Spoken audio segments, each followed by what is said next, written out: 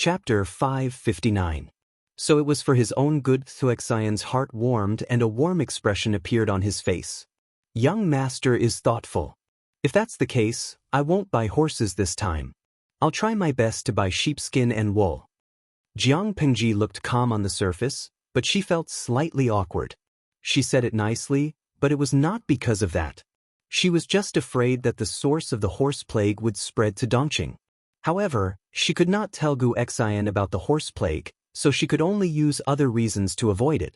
Jiang Pengji teased him with a smile. 3,000 horses are enough for now.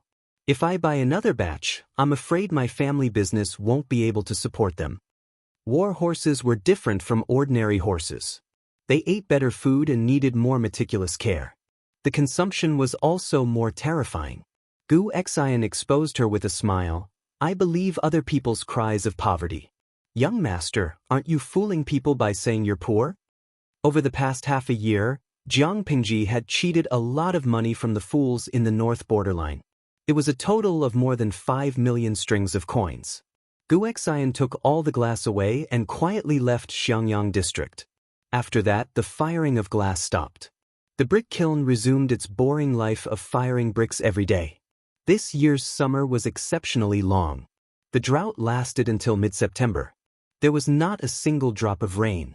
It would be the autumn harvest in half a month, but the weather was still the same. Even Jiang Pengji was a little worried. Those who knew her would not offend her at such a time because she would be very irritable. Unfortunately, someone was blind. After approving documents for a whole night, Jiang Pengji sprawled out on the pile of bamboo slips and took a nap. Familiar footsteps came from outside. My lord, something bad has happened. The voice was like thunder. Not only did it wake Jiang Pengji up, but the audience in the streaming room was also shocked. Jiang Pengji opened her eyes and hooked a nearby table with her feet. Then she sat up and leaned against it. She looked at Dian Yen in front of her. Her eyelids were still a little sore. What happened? Dian Yen was a recruit who had an outstanding performance in the previous battle. Jiang Pengji promoted him to a centurion of the recruit camp and transferred him to Chungan district to protect Wei Ci. Her reason was that her advisor's appearance was too unsafe. She could be at ease if Dian Yen protected Wei Ci. Dian Yen had just gone to Chungan district but was sent back by Wei Ci. Good steel should be used on the blade's edge. He was very safe in Chungan district. Why waste a valiant general to protect him? Therefore, Dian Yen had now become the head of Jiang Pengji's guards. Dian Yen caught his breath. There are about 100 people outside the city. They claim to be the prefect of Fengyi County. They represent the prefect to supervise the counties and villages and announce government decrees. Jiang Pengji was stunned. What's that? She was still dizzy from exhaustion, but the viewers in the live broadcast room were very awake. They didn't understand what the term inspection deputy of the prefect meant, but they understood the term commander-in-chief. Zhang Fei was the one who beat the inspection deputy of prefect? Mingming's little white rabbit? Damn, the streamer is going to live stream beating the deputy of the prefect? Ye Qingzhou, speaking of the inspection deputy of the prefect, I can't help but think of the inspection deputy of the prefect who was beaten to death by Zhang Fei in the Romance of the Three Kingdoms. The scene of him whipping the inspection deputy of the prefect was super satisfying. Streamer, do you think the inspection deputy of the prefect and the inspection deputy of the prefect are the same? Kanglin Feishua? No, didn't someone say that Liu Bei was the one who beat up the inspection deputy of the prefect in Three Kingdoms? Zhang Fei was the scapegoat. Vegetarian number. Zhang Fei was a fair-skinned young man with excellent calligraphy, but he was described as a black-skinned burly man and a hothead in the Romance of the Three Kingdoms. Jiang Pengji glanced at the bullet screen in the live broadcast room. The various inspection deputy of the prefect made her dizzy. She rubbed the space between her eyebrows and said, "The inspection deputy of the prefect sent by the county chief of Fengyi County for an inspection?" Dian Yen said with an ugly expression, "Yes, that's what that group of people said." According to the official position, Jiang Pengji was just a small district magistrate. At most, she was in charge of the affairs of Xiangyang district. There was also a county chief above her. Logically speaking, she had no right to extend her hands into the other 3 counties. But now, the entire Fengyi County belonged to her, and troops were stationed everywhere. She was not the county chief, but she was better than the county chief. Who the hell was that inspection deputy of the prefect? Jiang Pingji frowned. She was rather displeased, but she said, "Send someone to welcome him and test his intentions." Whether it was Xiangyang District, Chang'an District, Maolin District, or Jiaoping District, when they fell into the hands of the Tsing-Yi army, she did not see any local military forces in Fengyi County, nor did she see any effective resistance. The Tsing-Yi army relied on overwhelming numbers to break into the cities and wreak havoc in the villages. Now she was about to tidy up Fengyi County, and the wastelands that were cultivated in Xiangyang District would be ready to harvest in about half a month. At this time, an inspection deputy of the prefect sent by the county chief appeared. Did he think she was as easy to fool as a 3-year-old child? Dian Yen answered, "Yes." The so-called inspection deputy of the prefect was actually the inspection deputy of the prefect, an important official in each county. He supervised the counties on behalf of the county chief and announced government decrees and justice. Although his position was low, the authority he held was not light. He conveyed religious orders, supervised subordinates, examined cases and prisons, and investigated illegal acts. He did everything he could. Even if Dian Yen did not investigate, Jiang Pingji could guess the inspection deputy of the prefect's intentions. The audience in the streaming room were not stupid. What could a minor official who came to inspect on behalf of his immediate superior be doing at this time? Zhongfei Yingxingchen, F***CK, these people are here to pick the ready-made fruit. Muzi, the streamer is the district magistrate of Xiangyang District appointed by the emperor. The inspection deputy of the prefect can't do anything to the streamer. At most, he can be picky and deliberately make things difficult for the streamer.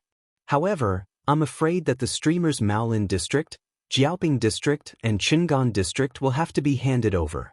And Zhanghuan, F***CK, it can't be? Where were these people when the Tsing-Yi army was ravaging the people? Now that the streamer has used her own troops to recover the other 3 districts, King inspection deputy of the prefect sent by the county chief jumped out. How shameless! Lao Cg Lianmeng, don't you know the streamer's character? Once it's in her hands, no one can covet it. If the inspection deputy of the prefect came to go through the formalities, he should be able to leave Xiangyang District safely. If he had ulterior motives, he would be beheaded. In the Romance of the 3 Kingdoms, Zhang Fei beat the inspection deputy of the prefect in a drunken rage, but at least no one died. If someone died, Liu Bei would not be able to bear the consequences. However, Jiang Pingji had 20,000 troops in her hands. Most of these 20,000 troops were veterans who had been on the battlefield and killed people. The newly recruited soldiers had also been trained for a whole summer. How could their combat qualities be compared to those ordinary soldiers who were born from the grassroots? If the inspection deputy of the prefect was blind and really made things difficult for Jiang Pingji and asked her to hand over the other 3 districts, if she was in a bad mood, someone would definitely die. Wan Buffa Gaofi, bring a stool over and sit in the front row to watch the show. I'll bet a spicy strip that the inspection deputy of the prefect will be done for. Qiu Zhaizhao Zhongwa Guipu. I hope he has some sense and doesn't do anything stupid. I feel that the streamer has been in a particularly bad mood these few days. Chapter 560. The district magistrate was just a small official, and if the inspection deputy of the prefect went back and said a few bad things about him to the county chief, he would be in serious trouble. However, this was only for ordinary district magistrates. Was Jiang Pingji an ordinary district magistrate? The sun was blazing in the sky, and the air was extremely stuffy. The inspection deputy of the prefect and his entourage had been waiting outside the city for 2 whole hours, and they were sweating profusely from the heat. The plump inspection deputy of the prefect was even more disheveled. In order to take Jiang Pingji down a notch, he had put on a full set of clothes. Even with a manservant fanning him, he still felt extremely hot, and sweat kept seeping out of his pores, drenching his inner shirt. The people outside were sallow and emaciated, but his face was as plump as a full moon, with white and tender fat piled on his face. There was a hint of malice in his eyes, and his face was full of impatience and irritation, making him look unapproachable. The people lining up to enter the city would occasionally glance at them, lowering their heads and whispering to each other. Where did these officials come from? They're dressed in rich clothes. The middle-aged man beside him said, "It's said that they're the inspection deputy of the prefect from above. They're not good people." The inspection deputy of the prefect's position was light and powerful, and he often used his position to ask for bribes from his subordinates. Many people had no choice but to feign civility with him and secretly bribe him in order to keep their lowly positions. The more greedy inspection deputy of the prefect would even instruct others to exploit the villagers. The drought in the north and the fight between the Tsing-Yi army and the Red Lotus group had affected the spring plowing and autumn harvest for the past 2 years. Those who were slightly wealthier were already starving, but the inspection deputy of the prefect was still smooth and had a ruddy complexion, and he was as heavy as 2 adult men. It was ridiculous to say that he was incorruptible. How much salary could an inspection deputy of the prefect earn if he did not have extra income? The people laughed. Why were they chased aside and not allowed to enter the city? The middle-aged man clicked his tongue and said sarcastically, "It's not that they don't want to enter the city, they're probably blocked from entering the city. I really hope that the sun is hotter today, so that these corrupt officials and their lackeys die." Which time has the inspection deputy of the prefect not peeled off a layer of oil from everyone? One of them said proudly, "Our district magistrate is different from those vermin of the past. If this inspection deputy of the prefect dares to mess around, I'll definitely break his legs." A few commoners discussed in whispers, occasionally glancing at the inspection deputy of prefect who kept raising his hand to wipe his sweat. On the other side, the inspection deputy of the prefect was already impatient from waiting. He urged his subordinates to hurry up again while thinking about how to punish Jiangpingji. At this moment, there was a sudden commotion at the city gate. The citizens who were queuing up to enter the city spontaneously made way. The inspection deputy of the prefect tried his best to stretch his neck, trying to see what was happening over there. His neck was also full of fat, and above his shoulders was a huge head. There was no neck at all. After a long while, Dian Yen led hundreds of tall soldiers armed with swords and spears forward. The blades were snow-white and sharp, giving people an inexplicable chill. Dian Yan's figure was tall and muscular, his complexion dark. Even though he was dressed neatly, he still exuded the aura of a bandit.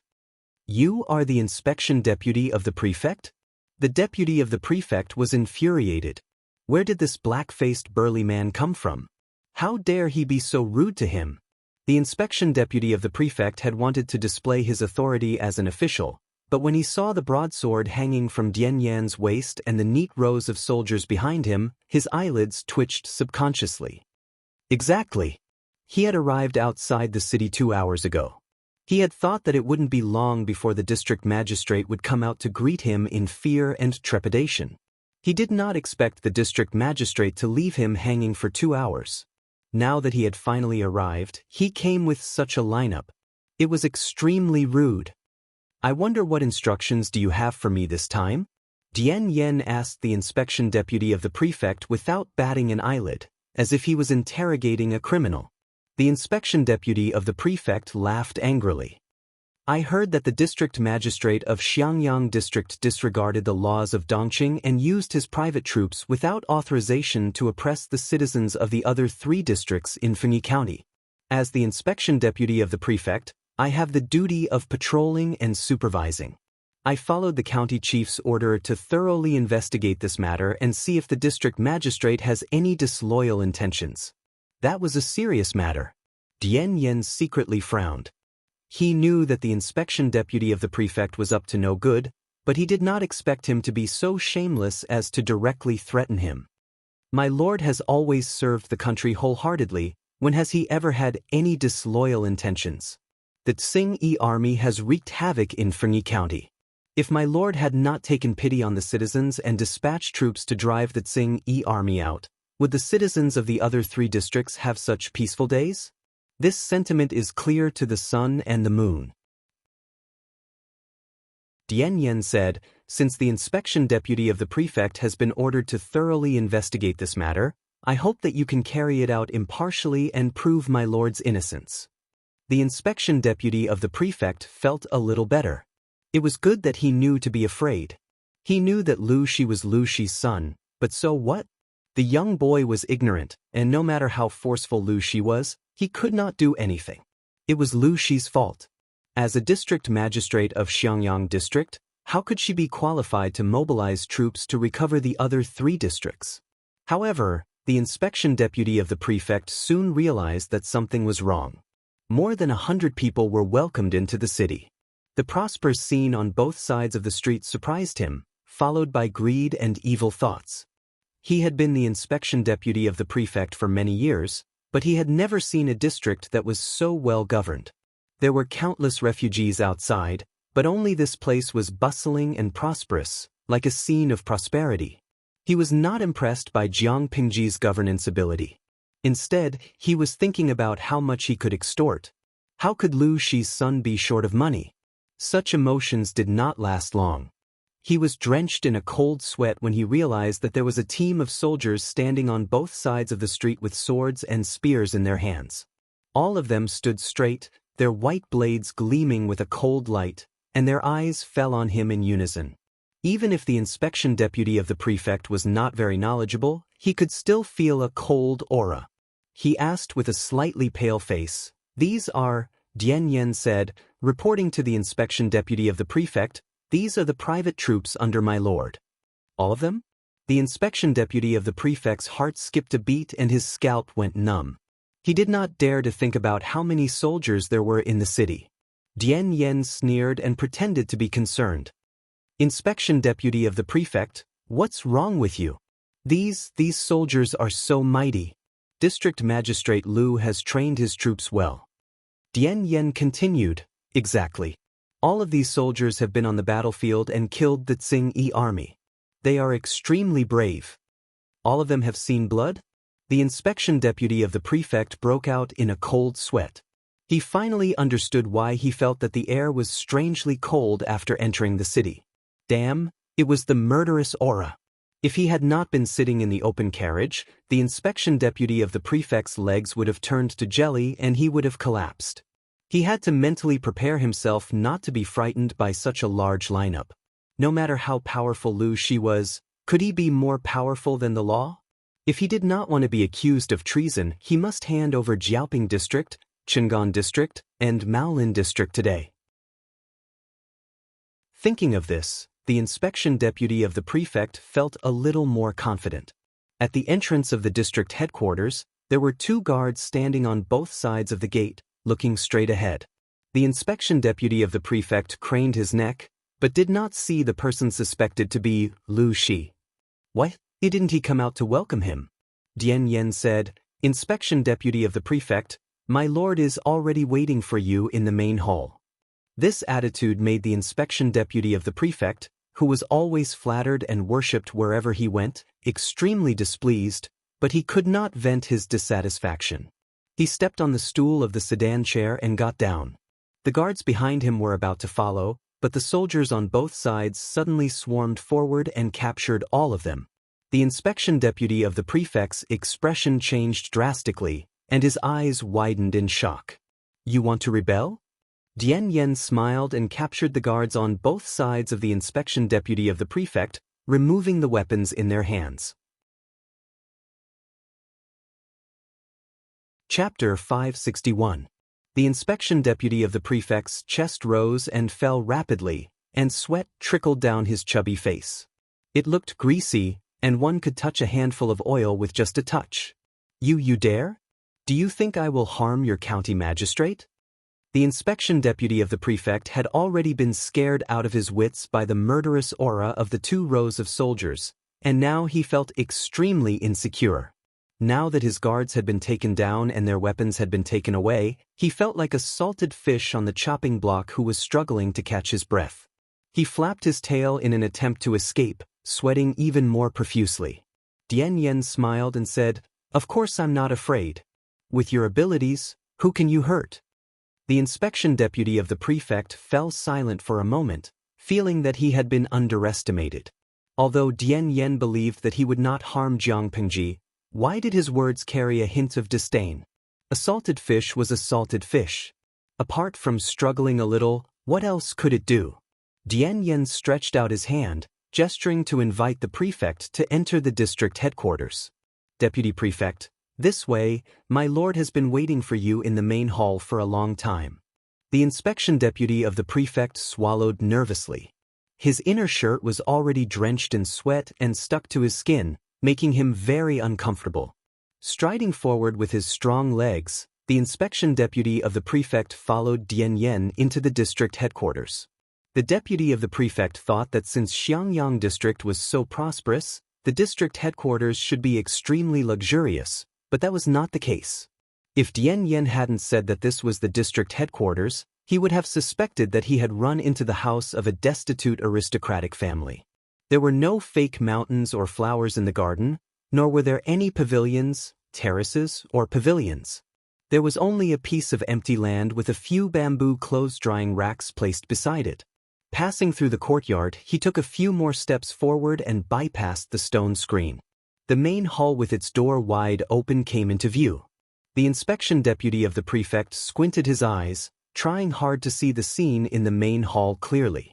Jiang Pengji had been waiting in the main hall for a while, secretly chatting with the audience in the streaming room, trying to guess what the deputy of the prefect would look like. When Dian Yen brought the person over, the live stream room was filled with wailing, shouting that they were blind and needed a good-looking face to please their eyes. The inspection deputy of the prefect was dressed neatly, but due to the hot and dry weather, his forehead, cheeks, and chubby neck were all sweating profusely. After sitting in the carriage for a long time, the hem of his clothes was slightly wrinkled, and his collar was slightly askew. He did not look very well. The viewers in the live streaming room were used to seeing all kinds of handsome men in ancient times. When they saw a man like the inspection deputy of the prefect, they all expressed that they were blind. Cha Mi-fei, host, are you sure you didn't go to the wrong place? Why did the actor playing second senior brother come here? Cat Demon Monarch, the one above, why are you insulting second senior brother like that? Second senior brother was also an awe-inspiring canopy marshal before he was reincarnated as a pig. He wasn't a pigman, all right? This inspection deputy of the prefect was a living pig demon in human form. If he were to really play the role of second senior brother who had been reincarnated as a pig by mistake, he wouldn't even need to wear the pig head and the big belly props. With a head full of fat intestines, he would be playing the role of second senior brother in person. Yun Jian Luyan, phew. I'm relieved. Finally, I see an ugly ancient man. Previously, when I was watching the live stream, I realized that almost none of the streamers' subordinates were ugly. I thought that ancient genes were better and modern genes had regressed. Now that I see the deputy of the prefect, I'm relieved. Xiao Santian, you mortals who judge a book by its cover. Like the streamer, I value the inner qualities more. I will never laugh at this guy just because he looks like a pig. Damn, who's stopping me?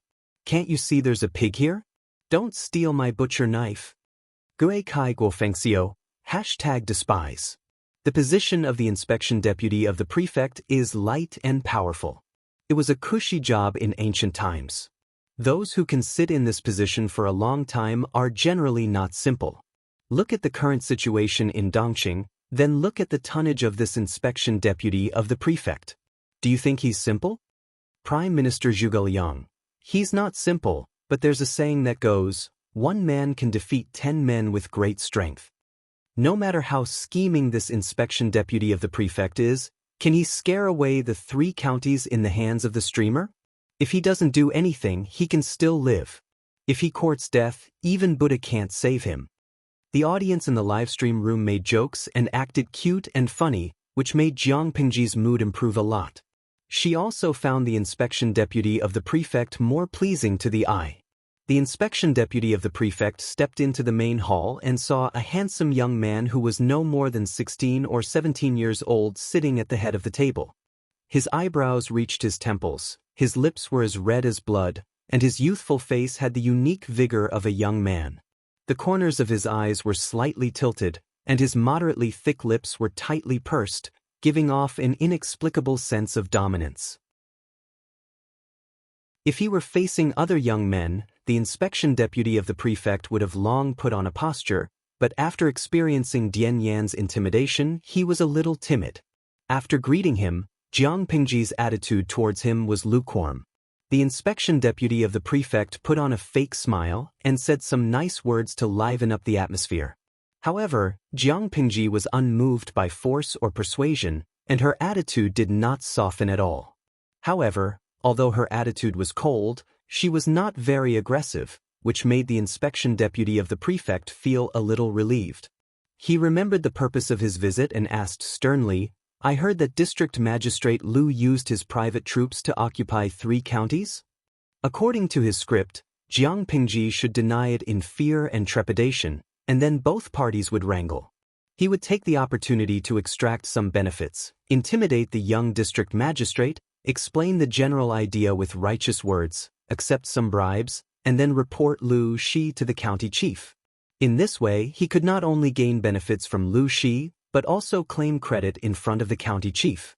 Wouldn't it be the best of both worlds? But Jiang Pingji nodded honestly and said, "Yes, is there a problem, inspection deputy of the prefect?" The inspection deputy of the prefect did not react and thought that she had denied it, so he said subconsciously, "Don't panic, District Magistrate Lu. I am under orders to inspect Xiangyang District. If these are just rumors spread by outsiders, I will definitely report it to the county chief impartially. You did not use your private troops?" After talking for a long time, he finally realized something was wrong. Jiang Pingji smiled faintly and said, "I used my private troops to occupy the other 3 counties. Do you have any more problems, inspection deputy of the prefect?" The inspection deputy of the prefect's fat face trembled, and his fair skin gradually lost its color. An unprecedented sense of crisis rushed straight to his head. This doesn't make sense," he said in a trembling voice. "Is District Magistrate Lu trying to rebel?" Jiang Pingji avoided the question and asked in return, "You can eat whatever you want, but you can't say whatever you want. Do you have any evidence to say that I'm rebelling?" The inspection deputy of the prefect had thought of all kinds of scenarios, but he had never thought about how he should deal with Jiang Pingji's shameless behavior. He forced himself to ask, "Isn't occupying the 3 counties and not returning them obvious evidence?" The onlookers in the livestream room could see that the inspection deputy of the prefect was now an arrow at the end of its flight, so they were enjoying the show. Gekai Guofengxiu, I think that in the script of the inspection deputy of the prefect, the streamer should be in fear and trepidation, instead of rebuking others so righteously. Alas, how am I supposed to continue acting if District Magistrate Lu doesn't follow the script? This came from the inspection deputy of the prefect, who was suffering in silence. Acatrice, I reckon that the inspection deputy of the prefect still wants to blackmail the streamer and accept bribes. Jiang Pingji chuckled. Can I say that the county chief is in cahoots with the Tsing-Yi army and is in cahoots with the Tsing-Yi army and is a traitor?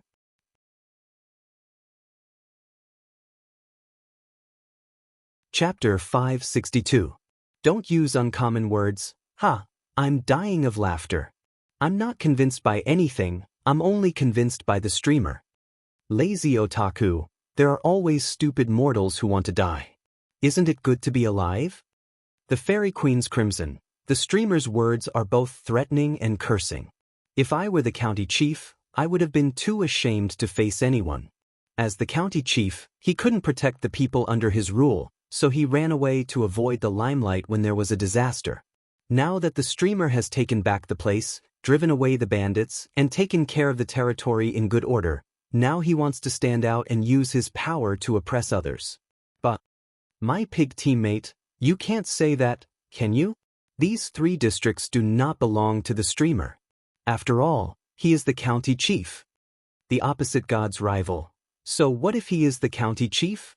Is it still a hereditary system where the son inherits the father's business? Fengyi County does not belong to them. Where were they when the Tsing-Yi army attacked? Did they lead the people and soldiers to resist the foreign bandits? They did nothing, and no one knew where they had taken refuge. Now that they have settled down, they want to pick the fruits. Dream on. I support the streamer's criticism. Jiang Pingji thought that the county chief of Fengyi County had died in the disaster of war. As the audience in the live stream said, whoever had the ability to pick the fruits that she had cultivated was welcome to try. Sending an inspection deputy of the prefect who assumed the authority of a tiger to oppress others and snatch the 3 districts from her hands. Even a daydream was not that beautiful. The inspection deputy of the prefect only swallowed his anger after a long while and said with a livid face, "How can the two be lumped together?" District Magistrate Liu, don't try to change the topic. We are talking about your private mobilization of troops to occupy the 3 districts, not about the county chief's personal words and deeds. Jiang Pingji snorted contemptuously. Why can't they be lumped together? When the Tsing-Yi army attacked, the county chief did not appease the people and did not lead the people and soldiers to resist the foreign enemies. Instead, he took his family and money and fled in the night. What right does he have to say that I, Lu Shi, am in the wrong just because of this? The inspection deputy of the prefect reminded me of one thing. If this matter is written into a memorial and submitted to His Majesty, how will His Majesty decide? The inspection deputy of the prefect's face was livid and bloodless. Facing the pressure exerted by her, his fat body trembled involuntarily. Fleeing from the bandit army without putting up a fight was enough for the prefectural governor to lose his position. What was even more shameless was that the county chief wanted to take advantage of Jiang Pingji. He tried to snatch away her painstaking efforts and then claim the credit for driving away the Tsing-Yi army. He would write a lengthy memorial to the throne and claim credit in front of the emperor to pave his way to a higher position. How could such a small thought escape Jiang Pingji's eyes? The inspection deputy of the prefect stammered, "District Magistrate Liu, you are threatening," Jiang Pingji said calmly. "Recovering the 3 districts is my credit. Even if I'm willing to hand over the 3 counties to your county governor, let me ask you a face-slapping question. How can he guard the 3 counties with that little bit of ability? If you don't have the ability, don't take on this job. The enemy can destroy a county in just 3 to 5 days, but if the people want to rebuild the county, it may take 3 to 5 years. Deputy of the prefect, do you understand this?" She was just short of pointing at his nose and saying, "You can't do it." How could the inspection deputy of the prefect keep his face after being questioned and mocked by a young man like this? In the past, when he was inspecting the villages and counties, which official did not flatter him? Now that he was no longer in the limelight, he was being ridiculed by a fledgling kid. One could imagine how big the gap was. The inspection deputy of the prefect looked at Jiang Pingji coldly. The anger in his heart suppressed his fear and he threatened her with a fake smile. "In that case, you can go ahead and do it, District Magistrate Liu. To put it bluntly, officialdom is not a child's game. You can't rise to the top just because you have the ability. The county governor is giving you face. District Magistrate Liu, you'd better stop while you're ahead. If it weren't for the county governor's respect for your father, he would have sent a memorial to Qinzhou and sued you. It might even cost you your life. A mere district magistrate suing the county governor. Who did this kid think he was?" Jiang Pingji snorted. She looked calm and was not intimidated by the harsh words of the inspection deputy of the prefect at all. She clapped her hands. The sound of her clapping was crisp and clear. The inspection deputy of the prefect's heart suddenly tightened and he could not sit still. Outside the door, Dian Yen heard the sound and came in with a long box in his hands. The fat on the inspection deputy of the prefect's face squeezed his eyes into slits. He tried his best to widen his eyes, not daring to look away. "What are you doing?" Jiang Pingji said, "I'm showing you a treasure." "Treasure?" The inspection deputy of the prefect's mind began to spin. Could it be that District Magistrate Liu was only acting tough on the surface, but he was actually frightened? If not, why did this person want to show him a treasure? At that moment, various guesses flashed through the inspection deputy of the prefect's mind. He saw Dian Yen respectfully place the long box in front of him. The black-faced, brawny man with a terrifying aura moved cautiously, which made the inspection deputy of the prefect even more convinced that there was a precious treasure inside. She was so rude to him just now, and now she wants to bribe him with a treasure? The inspection deputy of the prefect's heart skipped a beat, and he despised Jiang Pingji even more. Was he such an easy person to get rid of? As he thought about it, he reached out and opened the box. There was a long knife with unparalleled sharpness lying inside, and the reflection of light at that moment stung his eyes. The inspection deputy of the prefect silently looked up at Dian Yen, who was half squatting down, only to see that the black-faced, brawny man had already placed his hand on the handle of the knife, picked it up easily, and placed the blade against his own neck. The inspection deputy of the prefect was dumbfounded by the sudden turn of events, and he dared not move an inch. District Magistrate Liu. The inspection deputy of the prefect swallowed nervously, cold sweat dripping down his forehead. The oily sweat slid down his cheeks and flowed past his chin, wetting the collar of his shirt. His plump body trembled like a sieve, and he looked extremely pitiful. I think the head of the inspection deputy of the prefect is quite stout. Chop it off and hang it in front of the door. It should be able to exorcise evil spirits. Jiang Pingji asked Dian Yen. Dian Yan's face was cold as he waited for his lord's instructions. My head can't exorcise evil spirits, the inspection deputy of the prefect said pitifully, even changing the way he addressed himself. Jiang Pingji said, I'm a young man in the ways of officialdom, so of course I'm not as experienced and ruthless as you. But I'm clear about one thing. I have troops in my hands, but the county chief doesn't. Even if His Majesty backs him up, he still won't be able to take back the 3 districts, let alone defend them. Go back and make it clear to him. I respect him as the county chief, but if he doesn't, given the situation in the north, it's normal for 1 or 2 county chiefs to die. The inspection deputy of the prefect was burning with rage, but his life was more important. He hurriedly said, I understand, I'll definitely convey your message. How could he hide his thoughts from Jiang Pingji? She stood up and said to Dian Yen, treat this inspection deputy of the prefect well, and make sure he sees our sincerity. Dian Yen responded in a low, muffled voice, Yes, my lord. Please rest assured, I will definitely make the inspection deputy of the prefect feel at home.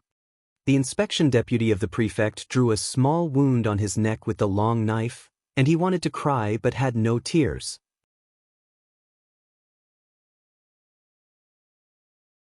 Chapter 563. The most popular item in the northern borderline this year was the colored glass of the Heavenly Palace. What was the colored glass of the Heavenly Palace? To put it bluntly, it was glass with an opaque color and impurities that glowed with colorful light. Because Gu Exin fabricated a noble origin for the glass, saying that the glass was a celestial item that descended with a golden phoenix, and every piece was beautiful, the glass had another noble name, colored glass of the Heavenly Palace, implying that it was a treasure from the Heavenly Palace. The first lady to buy the colored glass of the Heavenly Palace became the focus of the circle of noble women in the northern borderline.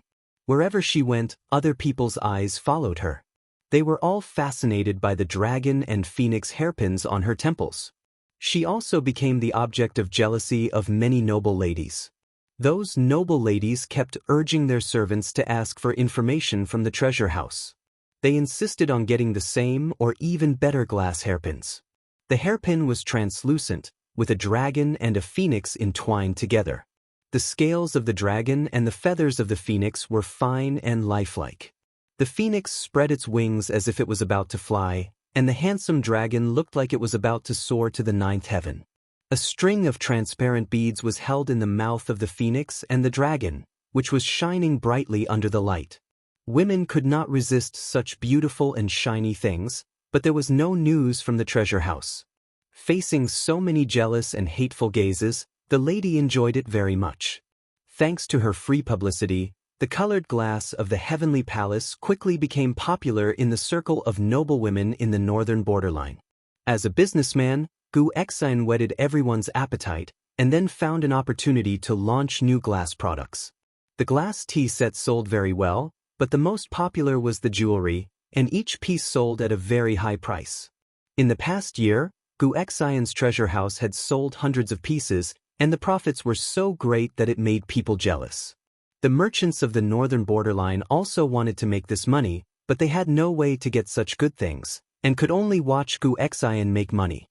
It could be said that in the past year, the glass had become the symbol of the status of the nobles in the northern borderline. Every family had at least one set, and they could not show their generosity at all. Which noblewoman did not wear 1 or 2 pieces of glass jewelry seemed to be too ashamed to go out and not dare to entertain guests. Among them, the most generous noblewoman was Wu Liba's wife. Her family ran a business, and her husband was a wise man, whom the king of the northern borderline relied heavily on. Every time the treasure house had a new product, she was always the first to get the news and contributed a lot of money. Among all the noblewomen of the northern borderline, she was the only one who had collected several sets of glass jewelry. Every time she went out to a banquet, she attracted the attention of most people. Full of heroic spirit. As the saying went, follow the example of your superiors. This saying was not only applicable in Dongqing, but also in the north borderline. Wu Liba's wife had a very high status in the circle of aristocratic ladies. They admired these colored glass of the heavenly palace. Naturally, those aristocratic ladies with slightly lower status also coveted them. However, they were not as wealthy as the other ladies. By the time they received news that the treasure house was stocking up, the items had already been bought. Things that couldn't be bought even if one had money could better reflect one's noble status. In order to satisfy the needs of these noble ladies, Gu Xian smiled bitterly and agreed to help them search. Only then did they give up. They waited, and waited. They waited anxiously, and finally the news from the treasure house came. This was the largest in history. There were a total of 20 sets of colored glass of the heavenly palace jewelry that were in relatively perfect condition. This news caused waves of ripples in the circle of aristocratic ladies of the north borderline. The treasure house was filled with carriages and servants from various mansions. Wu Liba's wife was still the vanguard. She generously spent 670,000 strings of coins to buy 2 of the most gorgeous and beautiful jewelry sets. The other ladies wanted to fight for it, but they weighed their own family assets. No matter what, they couldn't compare to the family's business. Therefore, they could only settle for the next best thing, which was to buy other jewelry. The treasure house was very discerning and respectfully offered a set. It was sent to the imperial harem of the north borderline and given to the most honorable woman. The empress was also very interesting. After receiving it, she dressed up and held a banquet to show off. For a time, from the top to the bottom, the aristocratic families of the north borderline valued the colored glass of the heavenly palace. The only fly in the ointment was that this thing was fragile and fragile. But thinking about it, even fine jade would shatter if it fell to the ground. The colored glass of the heavenly palace should also be a jade stone from the sky. It was normal for it to shatter accidentally. Under such a trend, many businessmen coveted this thing to the extreme.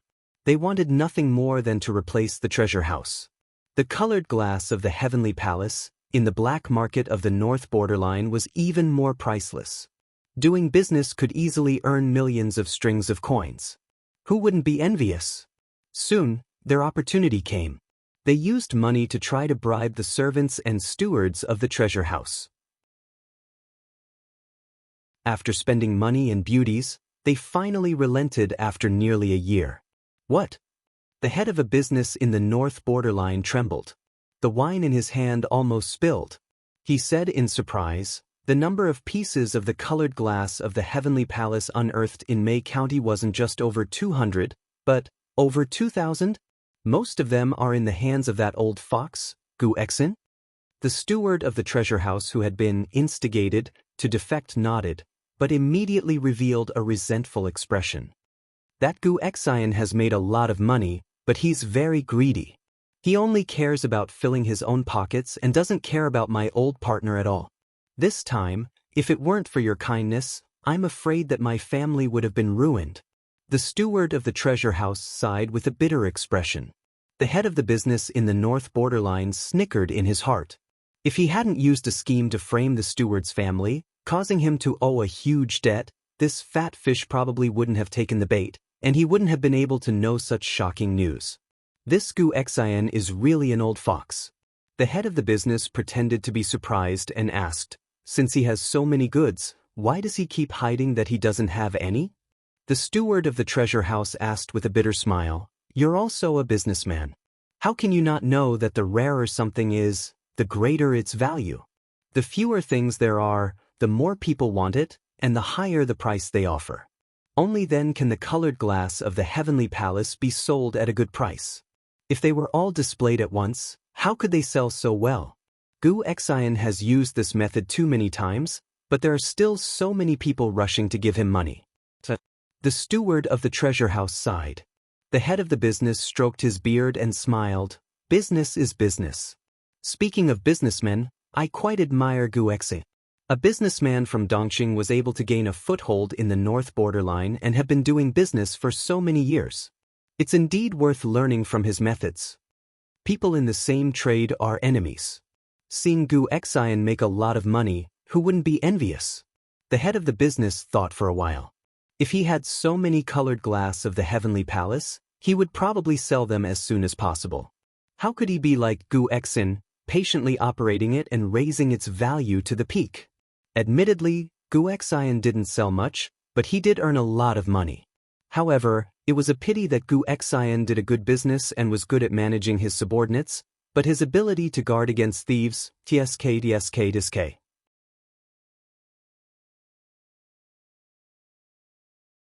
Chapter 564. Look, didn't he smash a hole in the treasure house that was like an iron bucket and obtain information about the treasure house's lifeline? The treasure house manager's face was ashen. The head of the Northern Borderline Trading Company patted him on the shoulder and said, "Don't be discouraged, good days are still ahead. According to our previous discussion, you steal those colored glass of the heavenly palace and sell them to me at a discount of 30%. The money is yours." The treasure house manager was a little hesitant. "I betrayed the shopkeeper this time. I'm afraid he can't tolerate me." "Only 30%. The head of the trading company said. Gu Xian still has nearly 2,000 pieces of colored glass of the heavenly palace. Do you know how huge a figure it is to sell all of them at 30%? Besides our trading company alliance, who can buy it all at once? The money you get will be far more than what Gu Xian earns.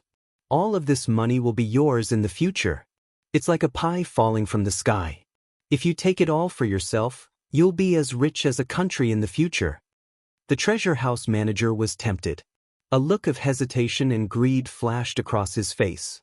This made the head of the trading company very satisfied. After a while, the treasure house manager gritted his teeth and said, "Okay, I agree. But I don't think I'll be alive to enjoy so much money." The head of the trading company smiled and said, "I can lend you people to escort you safely out of the northern borderline. But you want to buy slaves and horses? That won't do." Recently, the higher-ups have been very strict with these two businesses. You can only sell to the people of the northern borderline, not even to people of other countries. The treasure house manager said, "Then, can I buy sheepskin?" The head of the trading company heard that Gu Xian often bought sheepskin from various families. He didn't buy a lot each time, but it added up to a huge amount. He pretended to be confused and said, "Sheepskin has a strong smell and can't be made into clothes. What business can I do with it?" The treasure house manager sneered and said, "Gu Xian sold those sheepskin at a high price to the people of Nanqing and the barbarians of the 4 factions of Nanman. With these sheepskin, he made a huge sum of money last winter. This kind of beast who makes money from national disasters is not worth working with." The head of the trading company raised his eyebrows and sneered. Business is business. As long as there is money to be made in business, who cares if it's national disasters? The treasure house manager was convinced by the head of the trading company and nodded with an ashen face. The head of the trading firm said, "Don't worry about the sheepskin, I'll make sure to arrange it for you. As for sheepskin, which family doesn't have hundreds of them? You can easily find tens of thousands of them.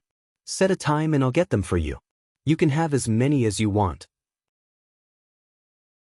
The northern borderline herded horses and sheep, and every household raised many cows, sheep, and horses. The sheep would grow their wool crazily in the winter, so the trimmed wool was useless. They would even complain that it smelled too bad when used to make fire. Now that someone was buying it, even if the price was very low, it was better than nothing. It could be considered as an extra income for the people of the northern borderline. In order to resist foreign businesses, the royal court of the northern borderline established various trading companies according to the advice of the wise man, and each trading company formed an alliance with each other. It was impossible to swallow Wuxian's colored glass of the heavenly palace in one go with just one trading company, and they didn't have that much money either. Therefore, he had to unite the trading companies and buy this batch of goods together. The land of the northern borderline was not suitable for farming, but it was rich in minerals and produced all kinds of precious stones, gold, silver, jade, and spices. The value of these things was not even half of the value in Dongqing. In comparison, copper and iron were more valued than gold, silver, and jewelry. If they exchanged gold, silver, and jewelry for the colored glass of the heavenly palace, the trading company of the northern borderline would make a huge profit, and the final profit would be more than 9 times. In the face of such a huge temptation, it was better to do it sooner rather than later. Taking advantage of the opportunity when Wuxian went to other countries to do business and was unable to take care of the northern borderline, the manager of the treasure house stole the colored glass of the heavenly palace in batches and sold it to the trading company of the northern borderline at a low price of 30% in exchange for a large amount of gold, silver, jewelry, and sheepskin wool. The manager of the treasure house was also a scheming person, and he did things flawlessly. This made the head of the trading company sigh with emotion. As expected of a manager trained by Wuxian, his style was just like him. It was a pity that when Wuxian returned and saw the empty treasure house, he would vomit blood in anger. Thinking of that wonderful scene, the head of the trading company couldn't help but smile. In the end, the manager of the treasure house forged Wuxian's warrant and dismissed the treasure house and its branch business in the northern borderline. He left the northern borderline with the old man of the treasure house, the gold, silver, jewelry, and hundreds of thousands of sheepskin wool, and headed in the direction of Nansheng country. Before leaving, the manager of the treasure house also secretly asked the head of the trading company if he could secretly sell some horses to him. The head of the trading company said, "Didn't I say before that the higher-ups are very strict with this business? Horses can't be sold." The manager of the treasure house said, "You also said that business is business. There is money to be made in this business, so why not do it?" The head of the trading company smiled and said nothing. The manager of the treasure house refused to give up and asked about the famous horses in the northern borderline. The head of the trading company was annoyed by the questions. He said, "If you want to buy horses, you can ask the horse merchants in Shalon country. They have just presented more than 10 Fergana horses to the imperial court. I heard that those horses are very expensive, even better than the best horses in the northern borderline. But it's a pity that along the way, 4 horses died of illness. Although the horses over there are expensive, they are indeed good horses." The manager of the treasure house asked in surprise, "What kind of place is Shalon country?" The head of the trading company said, "I don't know either, but that place is very far away. I heard that there are only spring and summer in a year, and it is very hot and dry. The people over there are all tanned like charcoal. If it gets dark, you can't even see a person. Their brains are stupid, but their limbs are strong." The manager of the treasure house grunted and seemed to be a little tempted. The head of the trading company didn't mind connecting the two parties. The manager of the treasure house took the opportunity to see the Fergana horses from Shalon country. They were indeed extraordinary. "But why? They don't look very energetic," the head of the trading company said with an indifferent expression. "I heard that they traveled for more than half a year. Even people can't stand it, let alone horses. They will be fine after resting for a while. If you want to buy horses, you can talk to the head of the trading company in Shalon country. If the price is right, he might sell you one." People also had problems with acclimatization, and horses were the same. They would be fine after resting for a while. It had always been like this, so the head of the trading company didn't care. The manager of the treasure house asked about the price and was scared off. The horses were good horses, but a top-grade Fergana horse cost 5 or 600,000 strings of coins. Who could afford it? Every year, the northern borderline would buy horses from Xialan country, not for people to ride, but to use the Fergana horses of Xialan country and the good warhorses of the local horse farms to breed high-quality warhorses. If that was the case, the price was actually not expensive. Seeing that the manager of the treasure house was scared off, the head of the trading company laughed secretly.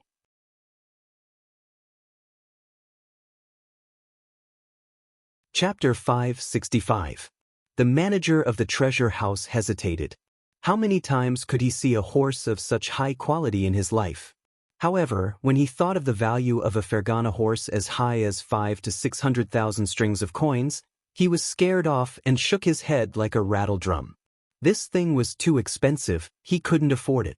It's not that I don't want to buy it, it's just that the price is really too expensive. It's not worth it, it's really not worth it. Seeing that he was so stingy, the head of the commercial firm despised him and laughed at the same time. Even if some people had money, they were at most just local tycoons. They didn't have great foresight and insight, and they didn't consider the big picture. Was a Fergana horse worth 5 to 600,000 strings of coins expensive? This price was indeed very expensive, but what if these Fergana horses were excellent stallions? Any horse farm that got such a high-quality Fergana horse could breed countless high-quality warhorses, and the value created in a few years would far exceed this price. The warhorses of the northern borderline were so sought after because of their persistent efforts to improve the horse's bloodline. With a large number of high-quality warhorses, the combat power of the northern borderline could improve so quickly. Therefore, in the eyes of the head of the commercial firm, the manager of the treasure house was really short-sighted and useless. With this judgment, the head of the commercial firm was more at ease with the manager of the treasure house. He was happy and blurted out, "I think you really like good horses. I have a few mixed-blood Fergana horses. Although they aren't as pure-blooded as Xialan, they've been carefully cultivated for 2 generations. They're of extremely good quality. Do you want to take a look? But I'll say this in advance. If you want to buy them, you can only buy one. Those good horses are all registered. If there are too few, it'll be hard to explain." The manager of the treasure house's heart trembled. Was he going to smuggle a fine horse to him? Of course, he had to agree to such a good thing. The northern borderline was vast and rich in high-quality horses. The imperial court kept a close eye on each horse farm. However, there would always be people who would take risks for the sake of profit. The horse that Lu Shi gave to Jiang Pingji was smuggled out. It was originally meant to be presented to the king of the northern borderline, but the officials under him intercepted it and sold it. The horse that they gave to the king was slightly inferior. Now that the situation was tense, good horses could not be bought and sold carelessly. Horses that could be bought and sold privately naturally had some tricks up their sleeves. For example, the owner of the horse farm would privately embezzle the money and report that the newborn foals had died from dystocia or had died prematurely. Then he would raise them in private and sell them at a high price. The manager of the treasure house looked at the few fine horses that the head of the trading company was talking about. They were not very old, but one could already see their future glory. He swallowed nervously and obsessively. Compared to the Fergana horses, which had a thin head, a high neck, thin skin, fine hair, and appeared lean, the manager of the treasure house preferred the hybrid of the Fergana horses and the local horses of the northern borderline. It not only had the advantages of the Fergana horses, such as great strength, speed, and endurance, but it also had the advantages of the local horses, such as strong explosive power, strong weight-bearing, light footsteps, and strong physique. Which man wouldn't like it? The Fergana horses of Xialan were good in every way except for one thing, which was that they were slightly lean. However, after 2 generations of hybridization, the horses in front of him that had improved their bloodlines could be said to be real godly horses. The head of the trading company was very satisfied with the obsessive reaction of the manager of the treasure house. He said in a slightly proud tone, "Are you satisfied with what you see?" The manager of the treasure house nodded like pounding garlic and said obsequiously, "I'm satisfied, I can't be more satisfied." I've never seen such a handsome horse in my life. I really have to thank you this time. Otherwise, I wouldn't have the luck to see such a magnificent horse." The head of the trading company was very satisfied. He said, "If you like it, you can pick any one. We're old friends, so I'll give you the best price." The manager of the treasure house didn't know much about horses, but he knew that if the dozen or so horses in front of him were not good, the head of the trading company wouldn't have valued them so much. Therefore, he didn't have to worry about the quality of the fine horses. He only needed to pick the best-looking one. Yes, he was a beauty lover. The color of these fine horses was very pure. Among a group of brown, brownish red, brownish yellow, and pure black horses, the manager of the treasure house saw the snow-white horse at first glance. There was not a trace of other colors on its body, and it had a light body and vigorous gait. It was a beauty among horses. What a beautiful little girl. I'll choose this one. The manager of the treasure house raised his hand and touched the mane of the horse. The horse snorted but didn't reject it. Its temperament was very docile. The head of the trading company was strangely silent for a moment. "This is a male." The manager of the treasure house. "A male?" He was surprised and asked, "Has this horse been gelded?" The head of the trading company said, "This horse hasn't been gelded yet." What was gelding? To put it bluntly, it was castration. Male war horses were all castrated. They were the so-called geldings. These male horses were more docile and easy to tame. They also wouldn't go into estrus. After all, anything could happen on the battlefield. If a male horse went into estrus, who would be able to tame it? The horses used for riding were all gelded. Each horse farm would keep the best quality male horses as stud horses to breed excellent offspring. The expression of the manager of the treasure house became even more strange. He couldn't help but look at the horse. A gelding that hadn't been gelded could have such a good temper? The other party seemed to grin and laugh at his lack of knowledge. The head of the trading company said without hesitation, "This horse hasn't been gelded. Its temperament is volatile and it's not easy to tame. Do you want to change to another one?" The manager of the treasure house shook his head and said, "I like the color white. It's the only one here that's white, and it's so beautiful. I'll choose it." "Oh, as long as you like it." The manager of the treasure house left with the big white horse. The money was directly deducted from the smuggled colored glass of the heavenly palace. At the end of September, the sky rained. The dry land in the north finally had rain to moisten it. On the day it rained, Dian Yen, the rough man, rushed to the government office with a face full of ecstasy to report the good news. My lord, it's raining. It's finally raining." Jiang Pengji raised her eyelids and put down the brush and ink in her hand. She got up and picked up the cloak beside her to put it on. "It's raining. Why are you so surprised?"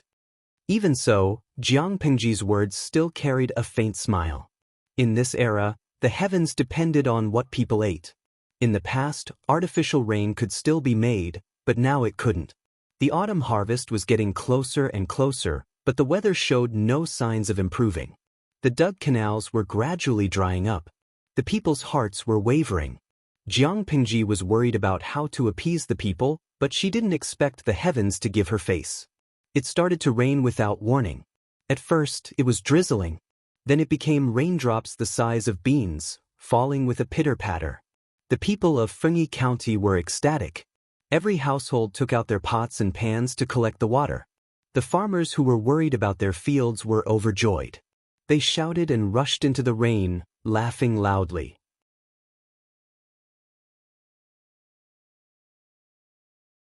Chapter 566. The precious rain lasted for 2 days and 2 nights. It was not until the morning of the 3rd day that the rain gradually subsided. When the golden morning light pierced through the misty morning mist, the air was suffused with the fragrance of water vapor and soil. Seeing this, Jiang Pengji gradually felt relieved. Just in case, she brought Zhang Ping and the craftsmen of the carpentry workshop to inspect the canals and reservoirs. Only after making sure that the water was flowing smoothly did she feel slightly relieved. If there was a flood after the drought, it would be impossible to live on. The dried-up mountain stream had the sound of flowing water again.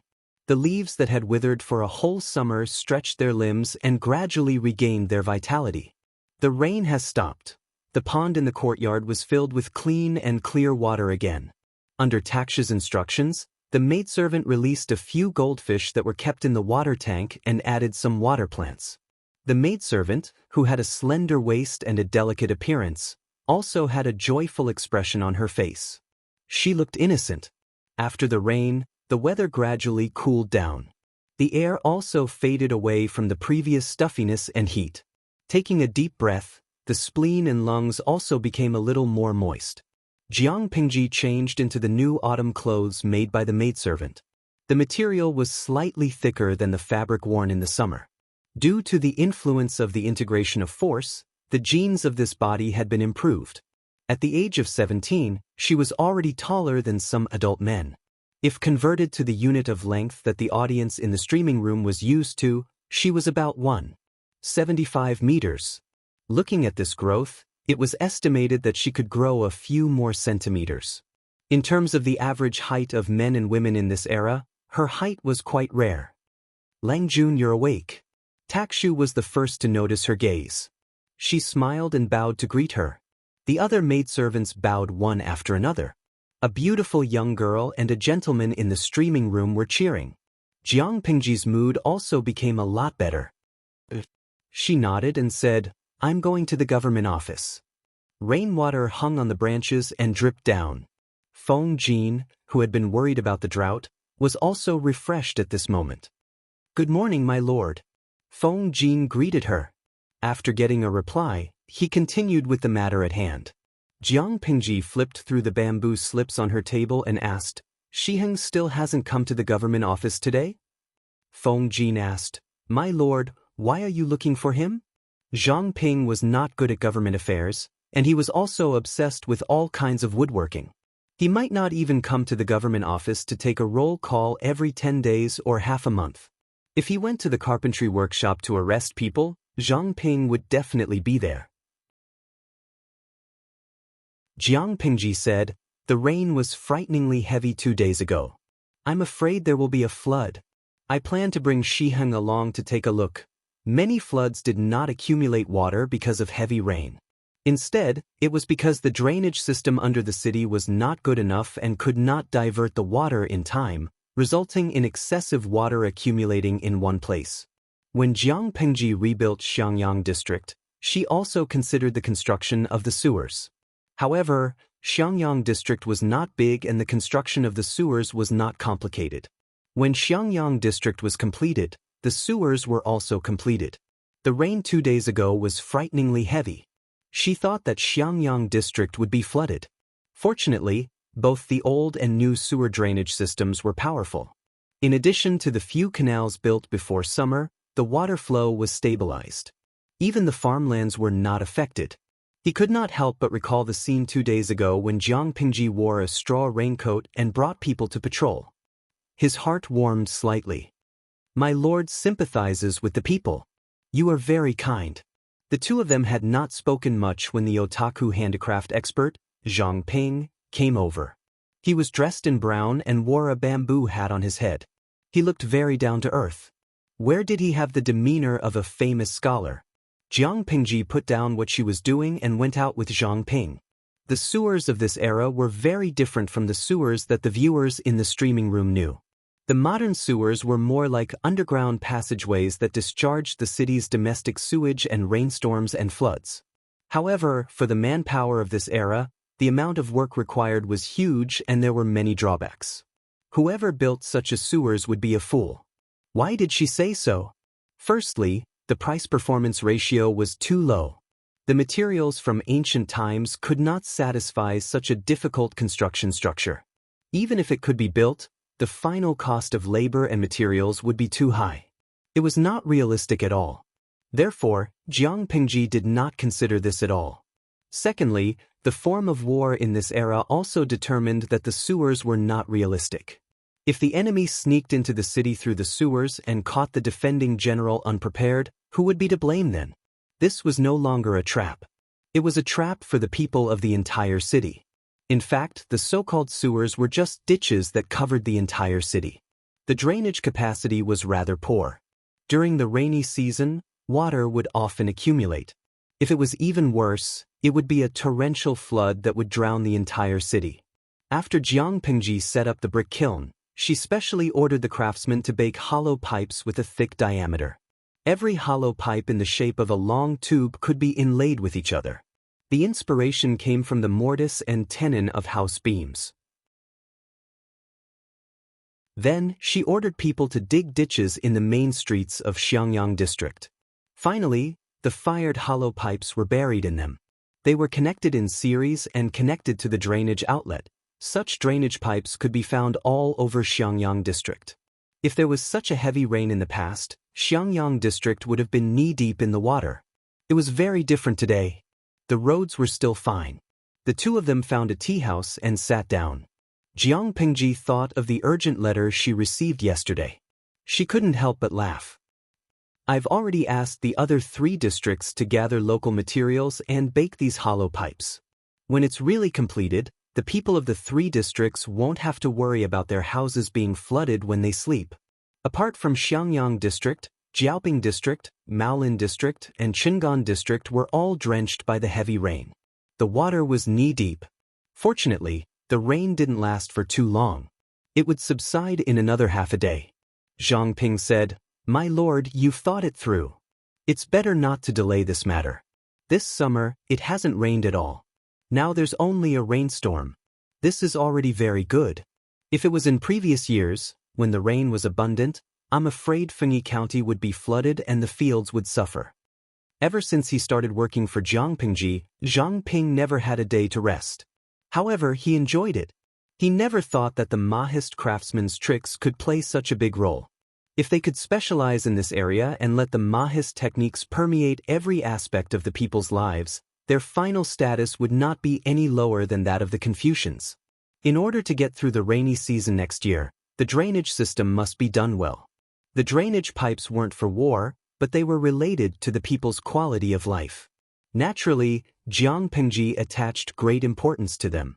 The two of them talked in low voices.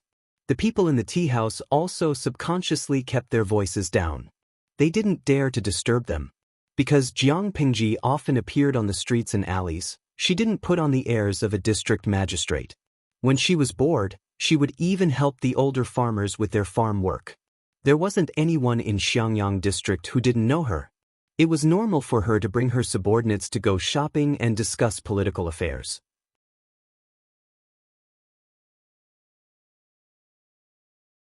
Chapter 567. The government office is flooded. The rain is too heavy. Yang Si tied a knot at the hem of his shirt, revealing his 2 bare calves soaking in the water. He moved the bamboo slips and documents to the cabinet for a long time. He was so tired that he was panting and could not straighten his back. Wei Ci sat on the 2 stacked tables and looked at him with a smile. "Jing Rong, you eat and drink all day without doing any work. Are you suffering now? Look at how many bamboo slips you've moved, but you're so tired that you can't straighten your back. This won't do." Yang Si was so tired that his forehead was sweating. Unfortunately, Wei Ci was still making sarcastic remarks. He could not help but glare at him fiercely. "Don't be so arrogant, you fox. When this matter is over, I'll go far away and never see you again, you black-hearted fox." Yang Si and the boy servant panted as they moved the bamboo slips. Wei Ci sat on the table to avoid the water. What was this? Unfortunately, Wei Ci was weak. If he was asked to do the hard work, he might fall into the water. Wei Ci lifted his sleeves to cover his lips and smiled. "You can say this if you can walk away." He had boarded Her Majesty's pirate ship and still wanted to leave. How could there be such a good thing in the world? Yang Si's anger rose. He regretted coming to Qingan district for the umpteenth time. If he had known earlier, he would have stayed under Prince Changshuo's tent. It was not worth it to sell himself to Jiang Pingji, Zhou Bapi, just for a few meals. "You fox, if you don't restrain your nature, others will be so scared that they won't dare to come over." Yang Si knew that Wei Ci had sent letters to many of his good friends with the intention of recruiting them. But this was a trap. Once he jumped in, he could not get out. Wei Ci blinked and said innocently, Jingrong, you don't have to worry about this. Looking at the time, the fat fish may have taken the bait. Xianxia was strangely silent for a while and asked, "You mean the fat fish?" So the friends that Wei Xiai made were fat fish that could be tricked in his eyes? Wei Zixiao, doesn't your conscience hurt? What made his heart hurt was that he seemed to be one of the fat fish in Wei Xi's eyes. If he had not walked right into the trap, he might have received a recruitment letter from Wei Xiai. Thinking of that scene, Xianxia felt that he was about to have a mental breakdown. He wished that he could throw Wei Xiai into the water. "You damned fox, see if I don't crush you to death today. I'm enforcing justice on behalf of heaven." Xianxia rolled up his sleeves and looked like he was going to fight Wei Xiai to the death. Watching the two teachers bickering and fooling around, the errand boy felt extremely tired. When it came to hard work, his master had only helped a little. The heaviest work still fell on him. The drainage pipes in Qingan district had not been paved yet. The previous drainage ditches were broken and old. After 2 days of heavy rain, the entire city had turned into a vast ocean. Fortunately, the water was not deep. Xianxia led the people to drain the water urgently.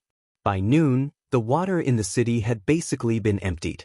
The situation in the other two counties was worse than Qingan district, but compared to before, the situation had improved a lot.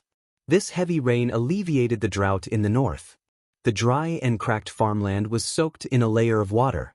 The dry and hard soil also turned into soft silt. Xianxia and the others began to get busy. On one hand, they had to keep an eye on the construction of the houses in the city. On the other hand, they had to keep an eye on the burning of the hollow pipes.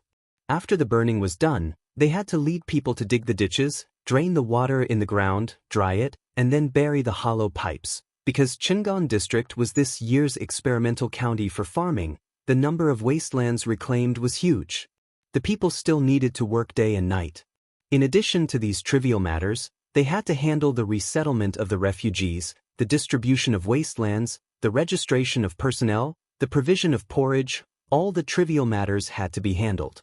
I really hate that I didn't give me more hands when I was born. These days, Xianxia was so busy that his eye sockets were sunken, his eye bags were dark, and his eyes were bloodshot. Even if the government office specially assigned a private chef for him, he could not be happy, because he was so damn tired that he did not even have time to eat. Wasn't this a trap? Xianxia said shakily, "I'm going to write a letter and tell them, this is a trap, don't walk right into it." The originally calm and composed strategist was now as aggrieved as a child. Wei Xiai smiled and said, "That's not right. The more people there are, the less work to be shared. If no one came, wouldn't he be the one who would be tired?" Xianxia looked like he had nothing to live for. "The thing I regret the most in this life is getting to know you. If there's a next life, remember to stay far away." Wei Xiai smiled faintly and said mischievously, "It's useless for me to stay far away. The main point is to avoid the Lord." Thinking about his previous life, in order not to be a burden to Xianxia, the two of them had little contact in private. Did that mean that Xianxia did less work? He was still so tired that he wanted to go on strike every day. Her Majesty was too ambitious and had too many things to do. She looked like she could not wait to finish the things that would take thousands of years in a few decades. Her Majesty was busy day and night. Which of the officials under her did not keep up with her bitterly? If they wanted to be free in their next life, they had to first open their eyes wide to see clearly where Her Majesty was and avoid her. Only then could they be free. Xianxia was so choked that he could not breathe. After a while, he muttered, "Who do you think that fat fish is? Do I know him?" Everyone's circle of friends was different. Wei Xi's friends might not be Xianxi's friends. Wei Xiai said, "You may have heard of this person. His name is Feng Zhen. His courtesy name is Zisher. He is from Zhangzhou's Anshan County." Zhangzhou's Anshan County? Wasn't that Prince Changshuo's fief? According to Prince Changshuo's previous role as a virtuous king, there was no reason for him to let a talent slip away from his hands. Zhangzhou's Anshan County. That place is very far from here. It takes at least half a year for your letters to come and go. How did you get a reply so quickly? Xianxia frowned. I have heard of this Feng Zisher. His character is not very good. The key was that this Feng Zhen also seemed to be a sickly person. Unlike Wei Si's weak body that was acquired, Feng Zhen's weak body was brought out from his mother's womb. Two sickly people gathered together. Were they trying to kill him, Yang Si? Wei Si said, Zisher is a carefree person. He always likes to say, happiness should be enjoyed in time, how can it be delayed? His body is not good and he was born weak. It's not bad to have such a carefree personality. It's much better than being depressed in his heart and being young. Yang Si raised his eyebrows. It seemed like Wei Si was also a person who liked to be stubborn and depressed all day long. Did he have the cheek to say this? Hearing you say this, I'm a little interested. Wei Si was silent for a while and looked at Yang Si with pity. This kind of interest was not good. If not for Feng Zhen's ability, Wei Si would not have been able to write letters to his friends in Zhongzhou. He really did not want to recruit Feng Zhen. One Her Majesty was hard enough to serve. Now that there was Feng Zhen, his days would really be chaotic. To put it nicely, Feng Zhen's temperament was carefree. To put it bluntly, he was unrestrained. The Feng Zhen that Wei Si knew in his past life could be described with one word, unrestrained. Because doctors always said that Feng Zhen's body was weak and that he would not live long, Feng Zhen felt that life was short and that he had to enjoy himself. So this person courted death in all kinds of ways. He ate hanshi powder like it was rice. He slept with women every night and drank until he was unconscious. He was proficient in eating, drinking, whoring, and gambling. He thought about how to court death all day long and how to court death. He greatly damaged the atmosphere of the group under Her Majesty. What was the result? In his past life, Wei Si had knelt down and Feng Zhen was still alive and kicking.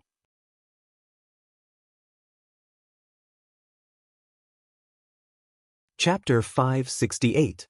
My lord, Ping feels a little strange. Jiang Pingji smiled as she took a pair of chopsticks and asked him, what strange? She brought Zhang Ping to inspect all the drainage points in Xiangyang district and found that the drainage pipes were operating normally. Coincidentally, the scorching sun was high above their heads and their stomachs were empty. Jiang Pingji and Zhang Ping found a table in a restaurant and planned to order a few dishes to make up for a meal. Coincidentally, the restaurant was opened by the government and was named Greeting Guests House. She looked around. The restaurant's decoration was simple and elegant. The environment was quiet and secluded. It was indeed a good place to eat. Yes, Wei Si did a good job in this area. Not long after they sat down, the curtain of the small room was lifted and a waiter with a broken palm came in. The waiter looked at Jiang Pingji and Zhang Ping in astonishment. He was stunned for a while before he knelt down heavily. Your humble servant greets you, my lord. The restaurant was opened by the government. The employees were either injured retired soldiers or the families of soldiers who died in battle. The waiter in front of them was a soldier who retired due to disability. He found a position as a waiter in the restaurant. Although he was a waiter, he was a veteran who had been to the battlefield. He could also be a hired thug. His monthly salary was enough to support a family of 3. Until now, the veteran still insisted on the habit of daily morning training. Although he was disabled, he was in good spirits. Jiang Pingji said, get up. Shiheng and I are just here for a meal. Don't be so formal. The waiter got up obediently, but he was still somewhat restrained. Jiang Pingji took a roll of bamboo slips. It was the menu of the restaurant. The ideas provided by the viewers in the streaming room were written on each bamboo slip. They were categorized and looked very novel. Jiang Pingji looked at the names of the dishes and ordered 3 vegetarian dishes and 2 meat dishes. She then passed the menu to Zhang Ping. She took the opportunity to ask some questions. Basically, she asked about the veteran's life after he was disabled and retired. The veteran slowly let go of his courage and was not so restrained. She asked a question and the veteran answered it honestly. Your humble servant's life is not bad, my lord. A few months ago, Iceman made a matchmaker and married a wife. She is now 3 months pregnant. The work in the restaurant is not heavy. I come to clean at dawn every day and prepare to open the restaurant. I close at dusk. I get 2 salaries every month. My family eats, wears, and has a lot of money left every month. My wife is also hardworking. She knits a sweater at home. Jiang Pingji asked in detail, and the veteran had a lot to say. His face was flushed with excitement, and there was no hint of gloom. Zhang Ping silently looked through the menu 17 to 18 times, buying time for his lord. Hard Cuban. Work starts at 5 o'clock in the morning and closes at 9 o'clock in the evening. Forget it, that means work starts at 5 o'clock in the morning and closes at 9 o'clock at night? Would it be too tiring? Now that he had lost his left hand, would it be inconvenient for him to live? If this was the modern era, he might still be able to reattach his hand, but in ancient times, he would be crippled for life. Strive for next month. Listen carefully to their conversation. This veteran can receive 3 years of disability compensation. That's quite a lot. He's working as a waiter and a bodyguard, earning 2 people's wages. His life should be pretty good, right? After watching the live stream for a long time, the audience more or less understood Jiang Pingji's situation. The veteran's life was not bad. Midnight Xiaoxian. By the way, why do they have to give the disability allowance for 3 years? Can't they just give it all at once? Wuxia and Xianxia. According to my analysis, there are probably 2 reasons. If they give it all at once, the burden on the streamer will be huge. After all, it's not a single soldier's death or injury. Secondly, if they don't restrain themselves and spend it all, what will they do in the future? I think the 3-year allowance is to give the veterans some buffer time. In 3 years, if they are patient, they can learn a trade to make a living. When the time comes, they can still support themselves without the allowance. Although the audience in the live stream did not all guess correctly, it was not far from Jiang Pingji's intention. The veteran was hardworking, and the wife he married was also capable. There was still hope for the family's life. Jiang Pingji nodded, and Zhang Ping tactfully handed the menu back to the veteran. After the veteran left, Zhang Ping said, "Business at the guest house is not bad. The food in the restaurant was delicious, and it was always full of guests at mealtimes. Even though the price was 4 to 5 times more expensive than ordinary restaurants, there were still people who came to support them. Of course, the people did not have the money to eat there often, but they could afford to eat there occasionally." Jiang Pingji said, "When the business of the restaurant stabilizes, I plan to let the chef teach the recipes of ordinary dishes to other restaurants in the county." Zhang Ping was stunned and did not react for a moment. Why did the Lord suddenly say this? Jiang Pingji said, "The officials don't compete with the people, and the people can't afford to compete. The business of the guest house is good enough.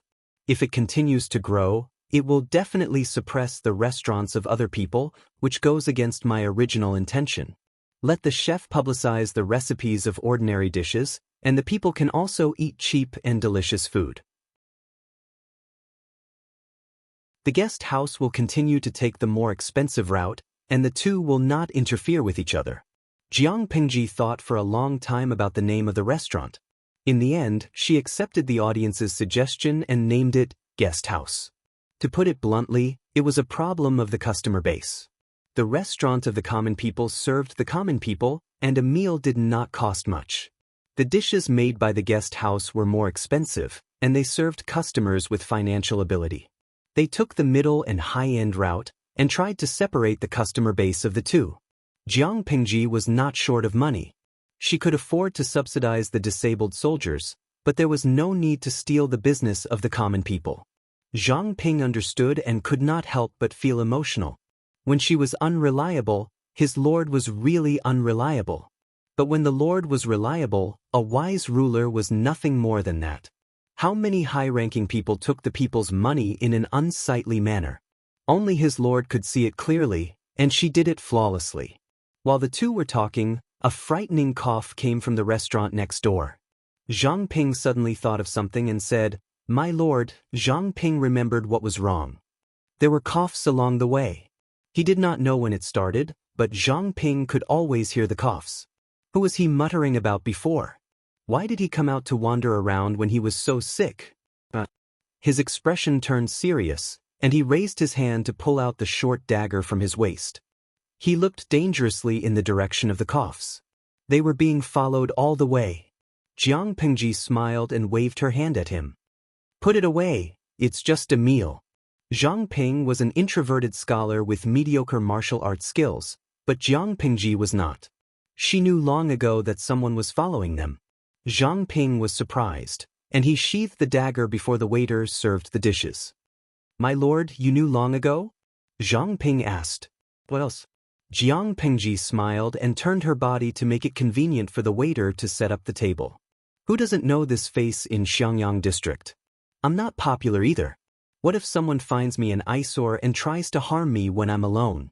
If your lord did not have this little bit of vigilance, how would she dare to bring a weakling around the district? Let's eat, we'll meet the person next door after we're full. As soon as she finished speaking, the coughs became more intense.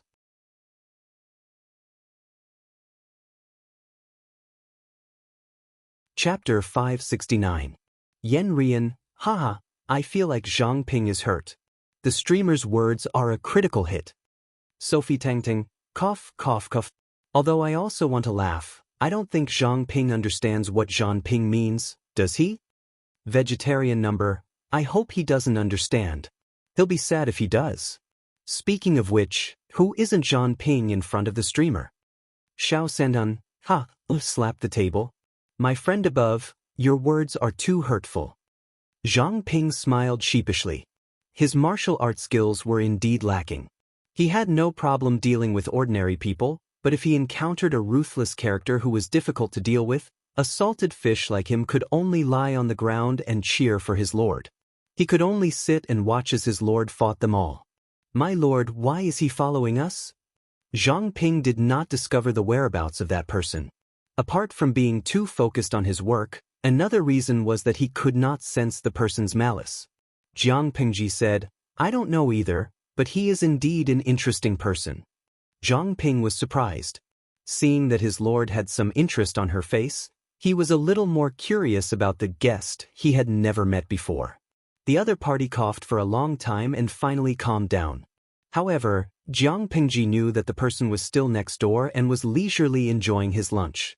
Her appetite was much larger than that of a normal man. She ate several times more food every meal. Zhang Ping was very surprised every time. His lord didn't look sturdy, so where exactly did she put all the food? After eating and drinking to their heart's content, the conversation between the waiter and the strange man could be heard from outside the dining room. Jiang Pingji said, Let him in. After a while, the curtain of the dining room was lifted and a man wearing old gray clothes walked in. The man was about 27 or 28 years old. His figure was thin, and the loose, old-fashioned clothes he wore made him look even thinner. There was not much flesh on his cheeks. His chin was slightly sharp. His thin lips were abnormally light green and his face was paler than normal people. If it was not for his clear features and temperament, he might have been mistaken for an old hooligan who was addicted to wine and women. When the person appeared, the audience in the streaming room became lively. Hard Cuban, this person's image is really good. He gives off the feeling of a sick and weak wastrel. A decadent beauty. Dongfang Yaoya, host, are you trying to summon a dragon with all kinds of handsome men? The elegant man, his wife Wei Zixiao, the gentle and dignified Feng Huayu, the adorable Li Hanmei, the foodie Yang Jingrong, the virtuous and naggy Su Xiaoyu, the mature and gloomy Qiguan Wenjing. Now, there was an unknown, sickly, dissolute and good-looking young man. This livestream room was so good-looking. Tang Xiaoyao is also me, there's nothing wrong with these descriptions. But what the hell is Yang Jingrong, a foodie and stupid person?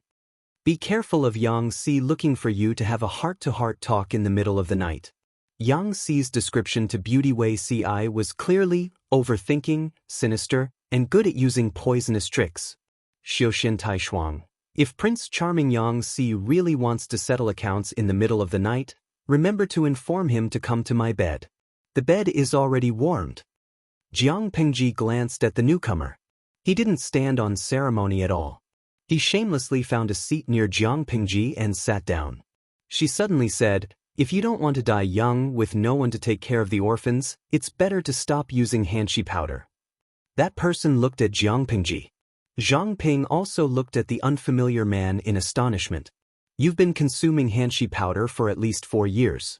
If this continues, you'll have to report to the King of Hell. Recently, you've been consuming Hanshi powder. The interval between each use is getting shorter and shorter. If you don't make up your mind to quit, you can even consider which tomb to be buried in after you die. Have you experienced the feeling of your addiction acting up? If it acts up and you can't buy Hanshi powder, do you think you have the willpower not to beg others? She asked with a natural expression. I can see that you're quite an arrogant person. You probably don't want others to see you at your most pathetic state. The young man originally had a disdainful smile on his face. The more he listened, the worse his expression became. His dark eyes carried a stern look. Zhang Ping was dumbfounded as he listened. Jiang Pingji said to herself, "Forget it, I think you're not suitable." The young man was astonished. He didn't say anything. The indignation and anger in his heart rose again. What do you mean by this? Jiang Pingji said bluntly, although you didn't say anything when you came in, I already knew everything. You observed me and Shiheng along the way. Did you really think I didn't notice?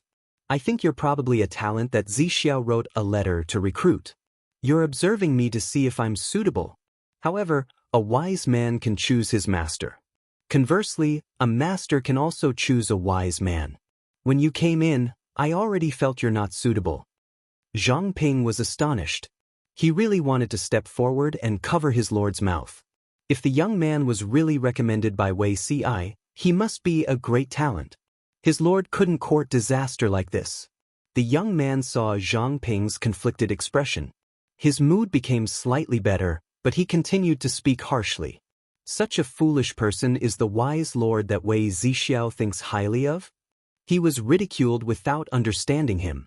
It made him extremely unhappy. The world is full of talents. There's no shortage of troublemakers.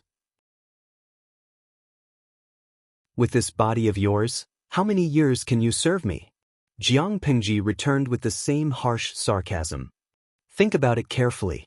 Between the 2 times you consumed the powder, how long can your mind be clear? A clear mind is an essential requirement for a strategist. The young man was addicted to the powder. Jiang Pingji really didn't dare to use it casually. Talents are talents, but not all talents can be used. The young man was silent for a moment. He carefully recalled Jiang Pingji's previous words. Only then did he realize that she wasn't speaking without thinking. Zixiao told you? He had been consuming Hanshi powder for some years, but his social circle was very small. It was impossible for Lu Shi to know unless Wei Ci was a busybody. Jiang Pingji replied honestly, no, Zixiao didn't say anything. He didn't even tell me who he wrote the letter to. The young man was interested and deliberately made things difficult for her. I think I have the ability to rule over the world. You chased me away just like that. Aren't you afraid that I'll bear a grudge? Although Fengyi County is one of the few fertile lands in the north, the terrain isn't good. It's easy to attack and hard to defend. If I'm determined to take revenge, it's not like I don't have the ability. Jiang Pingji didn't even lift her eyelids. She mocked back, continue to consume the powder. If your body can live to that age, consider it my loss. The corner of the young man's mouth twitched. He almost couldn't hold it in. There's actually someone who has a worse mouth than me in this world? Zhang Ping was afraid that the young man would leave in a huff. However, the young man didn't leave angrily. He even mocked his lord. Every word was harsh. There was a sense of déjà vu that they were evenly matched. The talents of this generation, he really couldn't understand them. The audience in the streaming room couldn't understand them either. The previous Yang Si and the current Feng Zhen, were they all masochists? If they were strategists, they would have slammed the table and left long ago when they met the streamer who had a bad mouth and a bad temper. The young man's surname was Feng and his given name was Zhen. He was from Zhangzhou's Anshan County.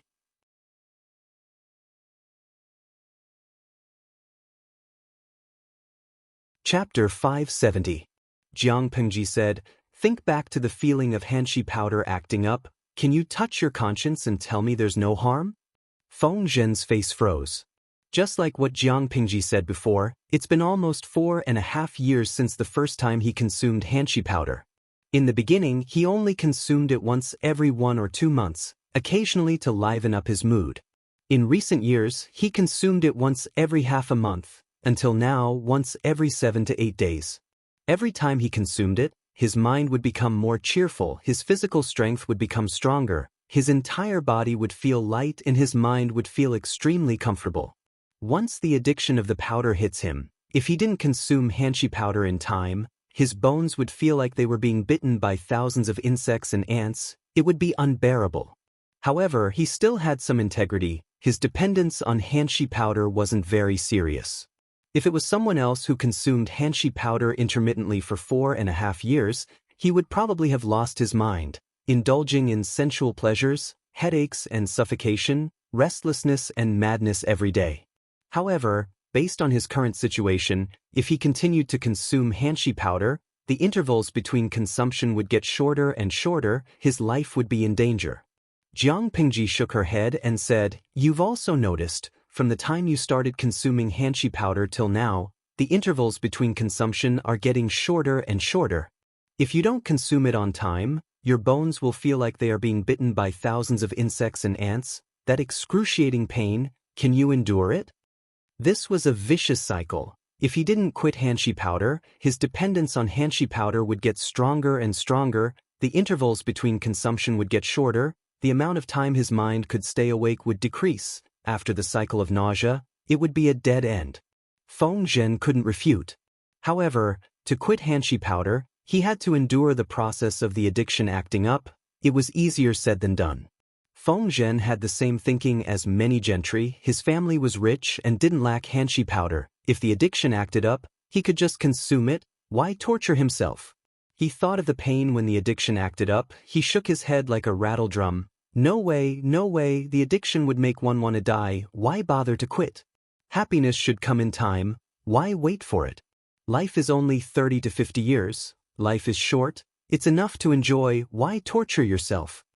When the audience in the streaming room heard their conversation, they then clearly realized that the weak and dissolute guy in front of them was an addict. Tian Shu Shiji. This guy is amazing. He's still alive after consuming Xianxia powder for more than 4 years. He's really lucky. Jiao. AI, isn't it good to be alive? Why don't you want to live? Mother's Day the day after tomorrow. I'm scratching the wall. Why do I feel that what this young man said makes sense? Oh no, my 3 views have been turned upside down. Although Xianxia powder wasn't a drug, but if one took too much of it, they would become addicted and their entire life would be ruined. Don't forget to the previous commenter who is making a fuss over nothing, I'm sure you haven't been following the streamer's live stream for a long time. The Xianxia powder has appeared a long time ago.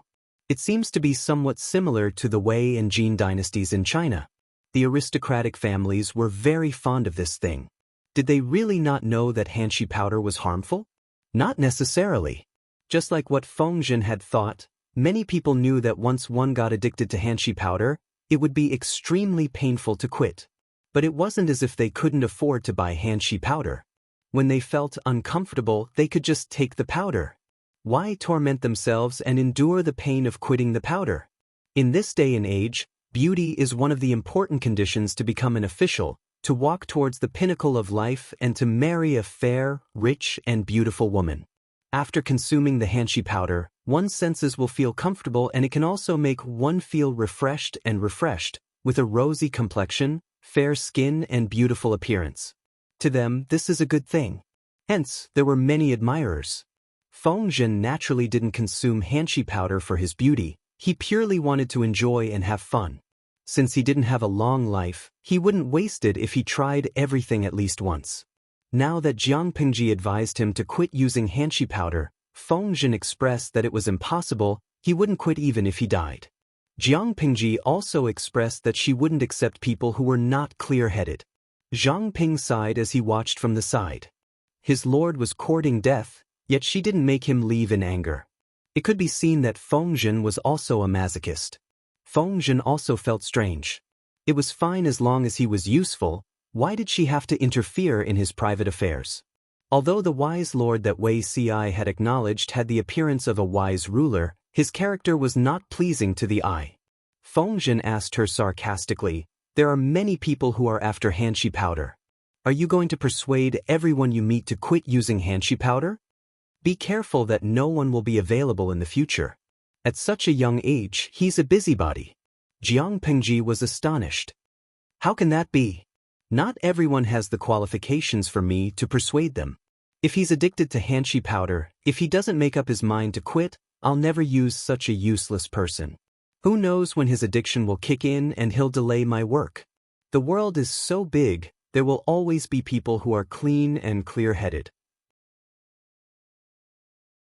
Why should I waste my energy on such a useless person?"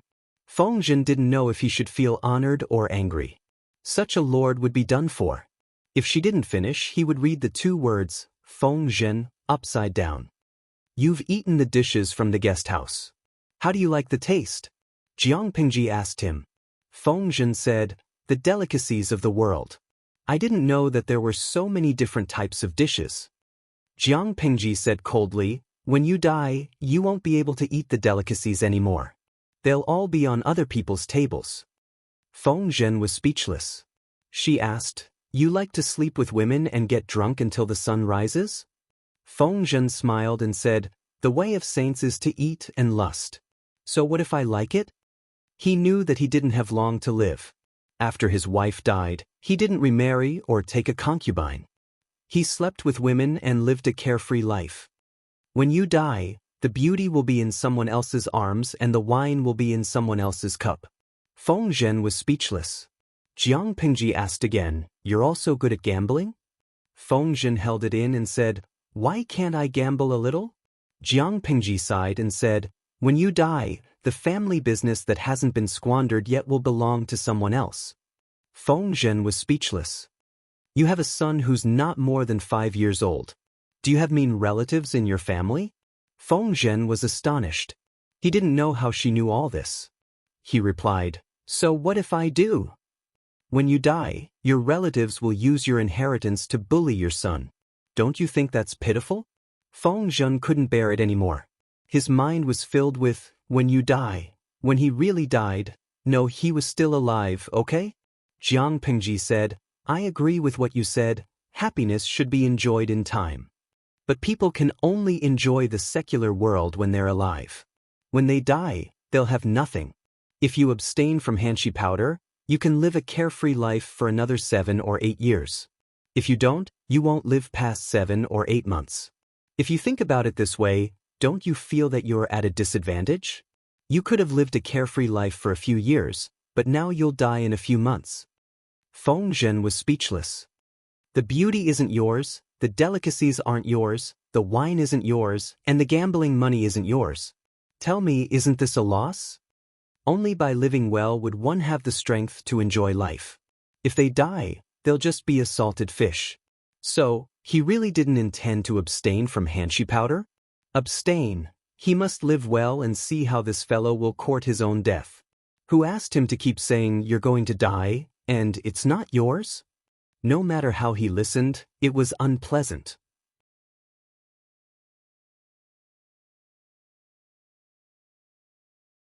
Chapter 571. A Letter from Your Lord? What's written inside? Yang Si couldn't help but stretch his neck to look at the letter in Wei Si's hands. He didn't know what was written inside for this person to be so happy. Could it be? He raised his eyebrows. A feeling of gossiping arose in his heart. When he fixed his eyes on the letter, he was instantly disappointed. Isn't it just that Feng Zhen is willing to stay? Why, what amazing talent does this person have to make you so happy? Wei Si kept the smile on his face and said seriously, "I am not happy because of Zishi's pledge of allegiance." Yang Si was surprised and asked, "Oh? What?"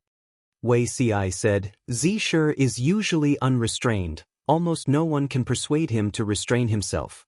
But he promised my lord to give up Hanshi powder." True love, this is. Yang Si's eyes flashed with surprise. He was no stranger to Hanshi powder. He heard that if one takes too much of it, they will never be able to live without it. If there is any mistake in the process of taking the powder, it could lead to death. Even so, there are still people who regard it as the standard, because the process of giving up Hanshi powder is too painful. Too many people can't take it and choose to continue using Hanshi powder to numb themselves. Feng Zhen's promise to give up Hanshi powder, what does this have to do with Wei Ci being happy? As if he saw the confusion on Yang Xi's face, Wei Ci smiled and said, giving up Hanshi powder isn't something that can be done in a day, he is in for it. After Yang Xi heard this, he couldn't help but shiver. So he was happy only because Feng Zhen was going to suffer? Why is this fox's heart so black? Wei Ci said, Jing Rong doesn't understand, wait till you really meet Zisher, you will understand. Others worried so much for his body, but the person himself didn't care. He wasted his energy. How could he not be angry? Now that Feng Zhen is in for it, if Wei Ci wasn't happy for a while, he would be letting down his worries in the past. But he flattened the curvature of his lips and looked at the letter in his hands with a gloomy gaze, his brows carrying some doubt. Yang Xi asked him, "What's wrong with you?" Wei Ci replied calmly, "I just didn't expect Zisher to take the powder for 4 years." Yang Xi thought it was something serious and said, "You've taken the powder for 4 years, yet you still have the energy to seek death. You don't know how to take care of yourself. You're indeed a tough guy." Wei Ci shook his head secretly. That was not what he meant, but he could not explain it clearly to Yang Xi. In his past life, he lived in seclusion in Zhongzhao's Bianzhou and maintained correspondence with Feng Zhen. He remembered that when Feng Zhen first came into contact with Hanshi powder, he was already over 30 years old. How old is he now? He had actually been consuming the Hanshi powder for 4.5 years and he was already addicted to it. It was really puzzling. Speaking of which, he seemed to have overlooked something. A thought flashed across Wei Ci's mind and he came to his senses in an instant. Hanshi powder. This thing was indeed popular among the gentry clans, but at that time, the 9 states and 5 countries were already in a dispirited and hopeless state. Some of the nobles from the gentry clans who led a befuddled life used Hanshi powder to numb themselves. The effect of the upper class was similar to that of the lower class, and Hanshi powder was spread everywhere, and once it was spread out, it could not be stopped. Calculating the time, it should be 3 to 5 years later before the Hanshi powder is truly spread and abused by others. In his previous life, Feng Zhen had heard that Hanshi powder could strengthen his physique and that was why he consumed it. The him now was merely seeking death for the sake of enjoyment. Before that, Hanshi powder was only popular among the gentry clans within a small circle. It had never been so widespread. But now, recalling the assessment a few years ago, the scholar who participated in the assessment took off his clothes and molested him in public. Wei Ci's face turned pale. Uncontrollably, Master Chen's words surfaced in his mind. Hanshi powders spread many years ago might have something to do with the evildoer who stole the fate of Dongqing. After consuming Hanshi powder for 4 years, the addiction has already formed. To completely kick the habit, one would have to suffer a lot. In his previous life, Feng Zhen had only consumed Hanshi powder for 1 to 2 years. Afterwards, Jiang Pengji forced him to quit. According to Feng Zhen's own recollection, the process of quitting was extremely painful. It caused him to develop a conditional fear towards the 3 words Hanshi powder. In this life, he had consumed Hanshi powder for 4 years. Wouldn't the pain of quitting be multiplied? Yang Xi said sarcastically, "You can gloat that Feng Zhen is really unlucky to know you." The addiction of Hanshi powder was not as strong as drugs. The probability of completely quitting was also high, but the withdrawal reaction was not something a normal person could endure. The strong desire in the mind, the pain in the body, under the double pressure, only by relying on willpower could one get through it. Runny nose and tears, muscle cramps, stomach cramps, headache and nausea. Feng Zhen had tried to quit, but the feeling was too painful. He endured it for a while and gave up, choosing to bow down to the Hanshi powder master. Now, how could Jiang Pengji allow him to give up? Feng Zhen did not know what Jiang Pengji did to him. When the addiction of Hanshi powder hit him, other than his pair of eyes that could move and his brain that could think, his entire body felt weak and powerless. He could not speak when he opened his mouth, but his consciousness remained clear and he could feel the movement in his body. The addiction flared up. From noon to dusk, his sweat had already soaked his clothes several times. Feeling the pain in his body gradually recede, Feng Zhen panted heavily, as if he had crawled back from the 18th level of hell. "How do you feel?" Jiang Pengji entered from outside the house. Behind her was a guard who carried a clean set of clothes. Feng Zhen laid on the ground, slowly regaining control of his body, but his limbs were still weak, even sitting up was difficult. "I don't want to talk to you." Feng Zhen's face was full of sweat. He drowsily closed his eyes. He could not bear to recall the pain from before. He could not bear to recall himself being controlled by the addiction. When the addiction flared up, he thought of hundreds of ways to kill Jiang Pengji. He wished he could drink her blood, eat her flesh. He was even more crazy and cruel than a wild beast. How could he still have an ounce of rationality? "I got someone to prepare some light detoxifying food for you. Eat some after you wash up." In the next month, the addiction flares up more frequently, and the duration is longer.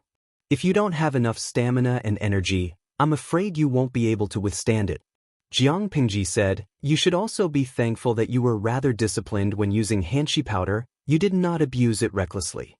Feng Zhen had used Hanshi powder for more than 4 years, but the amount every time was small, and the interval was longer. It was only in the last year that it became more frequent. The dosage also increased. If not, he would have died a long time ago. He could not be more dead. Jiang Pengji's mental brain was strong. She could secretly help him to stay awake, and it was safer for him to pass the withdrawal period. After Feng Zhen heard this, he could not help but tremble. It was so painful once, and there would be more flare-ups in the next month. How could he withstand it? "Can I regret it?" He did not want to quit. "No, you can endure it for a while. The future will be bright." Jiang Pengji looked at Feng Zhen, who was lying on the ground like a salted fish. She smiled and said, "I brewed some wine recently. It's much stronger than the wine you usually drink. When you control your addiction, I'll treat you to 2 cups. Wine."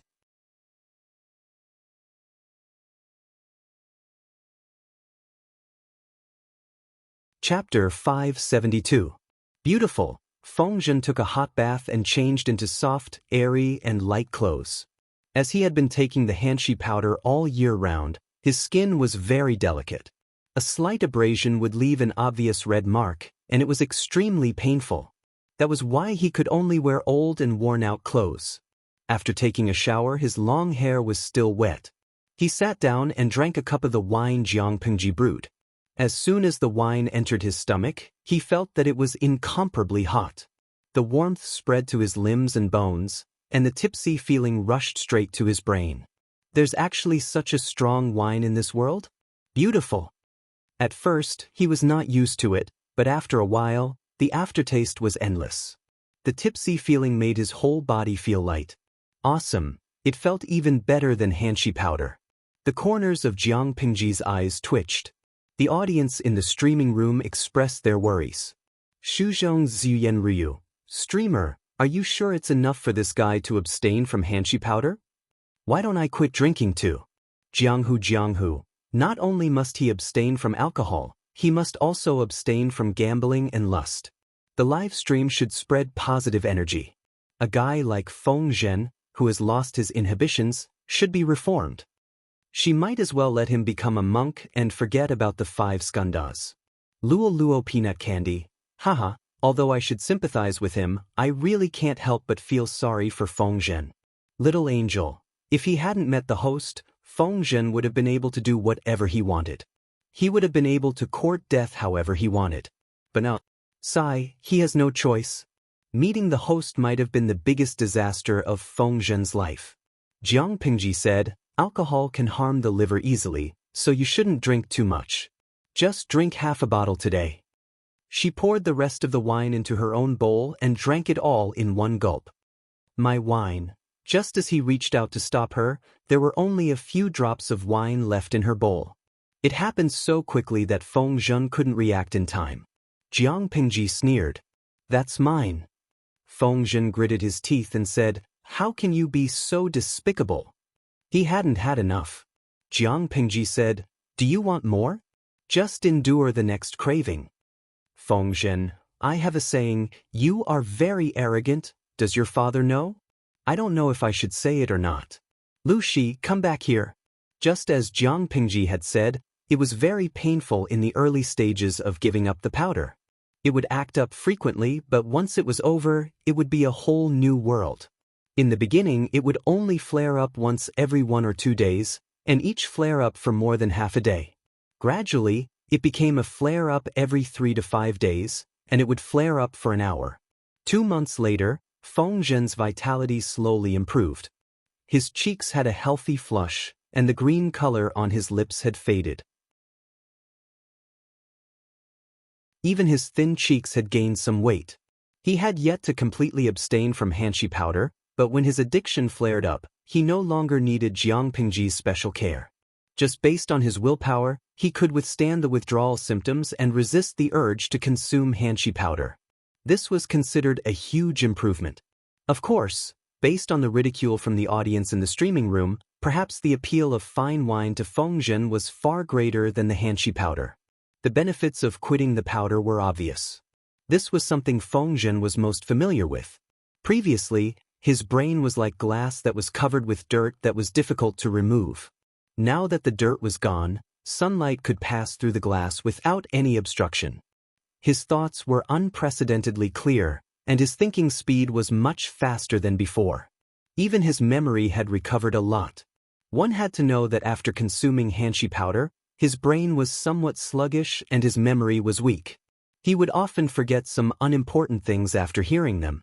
Jiang Pingji saw that he had recovered well.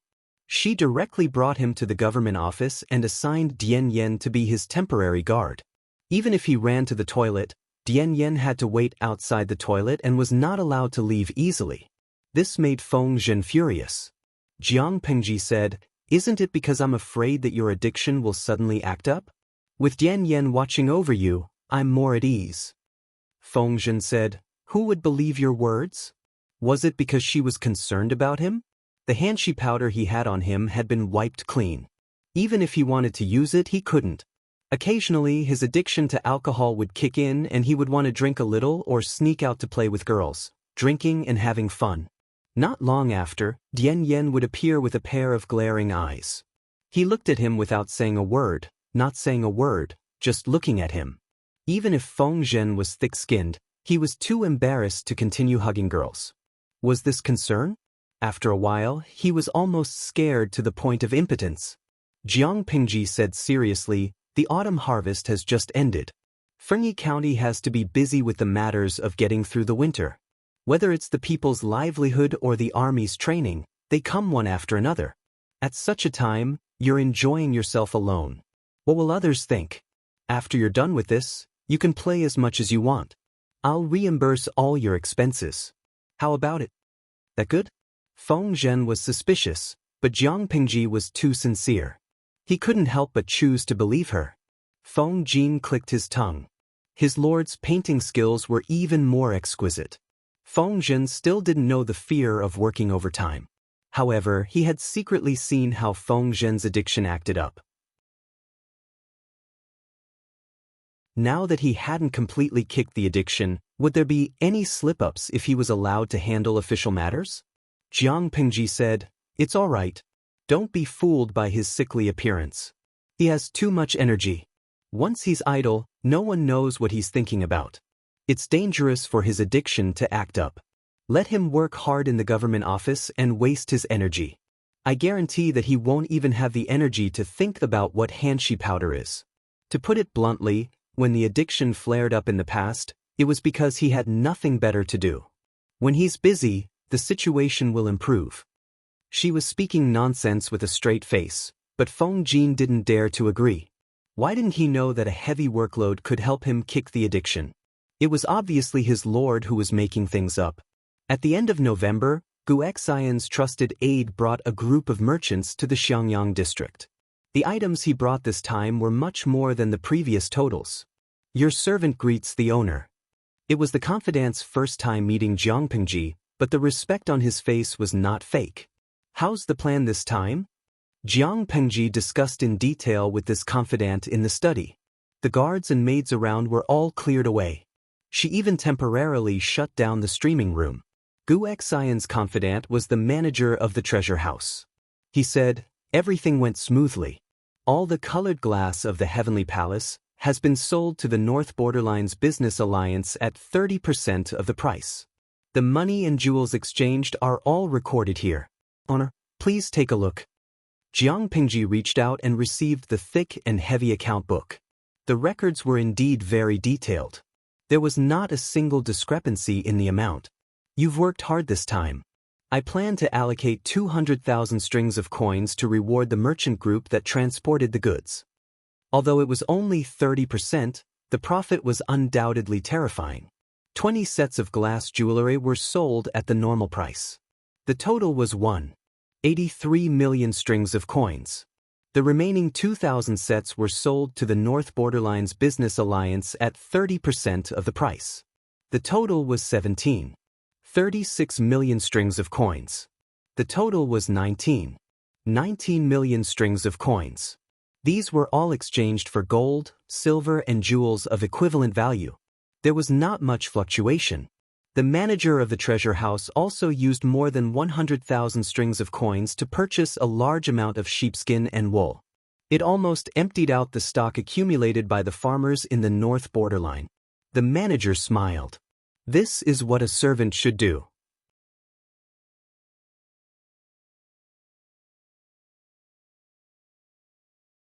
Chapter 573. The manager of the treasure house was indeed worthy of praise. Not only could he complete the task perfectly, but he could also keep his heart in the face of millions of dollars without greed. If Jiang Pingji did not reward him well and let him get the reward he deserved, who would work for her in the future? Even if she knew that the manager of the treasure house could achieve this, Gu Xian must have done something secretly, but the reward was clear and she could not be stingy. Therefore, in addition to the 200,000 strings of coins awarded to the caravan, she also took out an additional 20,000 strings of coins from the private treasury to give to the manager. Suke had been helping Jiang Pingji to manage the private treasury. He recorded every expenditure and income in detail. Seeing the two payments, even though he was used to seeing his lord's generosity, he could not help but be speechless. A total of 220,000 strings of coins, not 22 strings of coins. Did he know what 220,000 strings of coins meant? He only needed to take out 10,000 strings of coins and he could buy a position as a district magistrate in Dongqing. If he donated 100,000 strings of coins, he could become a county magistrate in name only. If this wasn't a big deal, then what was? Suke looked at the two payments and sighed. When he saw the other payment, he was so shocked that he even threw away his brush. The annual income of the National Treasury was only 90 to 150 million strings of coins. His lord was just a district magistrate who occupied the entire territory of Fengyi County without a proper reason. Her income in a few months was close to 20 million strings of coins. Suke suppressed the urge to scream for a long time. Because of this, he was in a trance and almost floated to the government office of Xiangyang District. Feng Jin looked up and saw Su Ku, whom he had not seen for a few months. He was much thinner than he remembered. He said with concern, looking at Xiaoyu, "The matters in Maolin District must be very heavy. If you are too tired, why don't you discuss with the Lord and rest at home for 2 days?" Su Ku was stunned and regained his senses. "I'm fine." The government affairs in Maolin District were indeed very busy. In the beginning, they were so busy that Su Ku almost forgot how it felt to sleep. Fortunately, he successfully got through that period and everything was on the right track. The following matters were handled by his subordinates according to the regulations. Su Ku only needed to handle some trivial matters and strengthen supervision and inspection. Feng Jin was surprised and looked at Su Ku from head to toe. Su Ku was still wearing the old clothes that his aunt and Xuanmei made for him a few years ago. The old clothes that originally fit him looked empty now. "You should eat more. Look, you've lost so much weight." Feng Jin had a lot of work in the past 6 months. Logically speaking, his workload should be reduced by 20%. However, the food in the government office was too good. In addition, he had a virtuous and meticulous wife to take care of him. His face was ruddy and he looked like a flower that had been carefully watered. Su Ku nodded, still looking absent-minded. Before they could say more, unfamiliar footsteps came from outside the government office, accompanied by a tuneless tune. Suku frowned. Feng Jin said, "It should be Zisher." Zisher? Suku was extremely busy in Maolin district. Occasionally, he had the time to pay attention to the matters in Xiangyang district. Feng Jin was one of them. It was said that this person was addicted to hanshi powder and his behavior was unrestrained. Just based on this, Suku's first impression of Feng Jin was that he was below the passing grade. Suku said, "Feng Zisher?" Feng Jin nodded. As soon as he finished speaking, a figure in a green scholarly robe almost floated in. There was a slight smell of alcohol around him. His eyes were slightly narrowed, and he was humming an unknown tune. He mechanically said good afternoon to Feng Jin, then turned around to deal with his own affairs. Suku was a living person, yet he was neglected by Feng Jin. He drank. Suku was surprised. The Lord actually indulged Feng Jin so much that she allowed him to drink while working in the government office? Feng Jin let out a long sigh and said, "The Lord asked Yan Yan to keep an eye on him and not allow him to use hanshi powder or drink excessively. I don't know where this person hides the alcohol. He must be drunk during his lunch break every day. However, he does his work very well and has never made a mistake." For Jiang Pingji, as long as her subordinates did not step on her bottom line, she was happy to indulge them and allow them to have their own private hobbies. Feng Jin could drink half a pot of alcohol every day under Dian Yan's pursuit and interception. It was impossible without Jiang Pingji's tacit approval. Feng Jin and Suku were both very disciplined in their personal lives. They were models of self-discipline when it came to Feng Jin. Feng Jin and Suku definitely didn't approve of his behavior. However, since Jiang Pingji didn't pursue the matter, it wasn't appropriate for them to restrain Feng Jin. The two of them did not purposely lower their voices, so Feng Jin listened openly. He sneered and mocked the two of them. Dian Yan's pursuit and interception were powerful, but there were policies and countermeasures. Hiding a few pots of alcohol to secretly drink was a small matter. Not to mention his drinking buddy was their lord, Jiang Pingji. It would be strange if Dian Yan found out. He thought proudly. When he lowered his head, he noticed that there were 2 more rolls of information on the table. The seal had not been opened yet. A letter for him? Feng Jin opened it and he sobered up from his drunkenness. "Ayaya, oh no." Feng Jin heard the commotion and asked, "What happened?" Feng Jin pinched his chin and said, "I never knew that I was so popular. Everyone was fighting over me." Feng Jin and Suku looked at each other in surprise. Someone had written a letter to Feng Jin with the intention of recruiting him? The signature is interesting. Xiangyang Feng Huaijie. Why is this name so similar to Huayu's? Looking at the date of the signature, it was actually half a month earlier than Wei Ci. It was just that the geographical distance was different. He had received Wei Ci's letter first. Feng Huaijie? Wasn't that Feng Jin's younger brother, Feng Ju? Suku turned his head. As expected, Feng Jin's expression had darkened. It was as if a thick layer of black paint had been applied to his face. "That's my younger brother," Feng Jin answered. Feng Jin looked at the letter in surprise and then looked at Feng Jin. Feng Ju and Feng Jin were actually biological brothers? Were they really from the same mother? Their temperaments did not seem like it. Compared to the somewhat unrestrained and rebellious Feng Ju, Feng Jin was a proper son of an aristocratic family. His every move seemed to be measured by a ruler. He was neither distant nor close. He did things by the book. It was no wonder that Feng Jin did not associate the two of them together. After a while, he smiled and said, "The person that Huaijie is assisting is quite ambitious. Our Lord will not submit to anyone. If the two of them were to fight, there would definitely be a battle. In the future, I'm afraid that the situation of you brothers fighting each other will be unavoidable." Feng Jin's expression darkened even more. He hated Huang Song.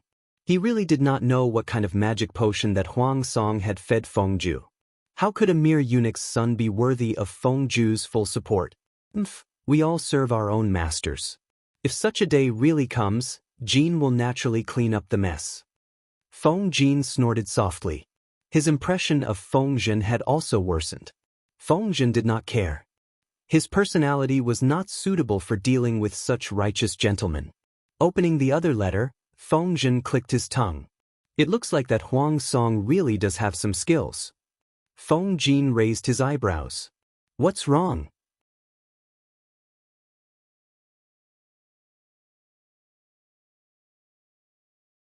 Chapter 574.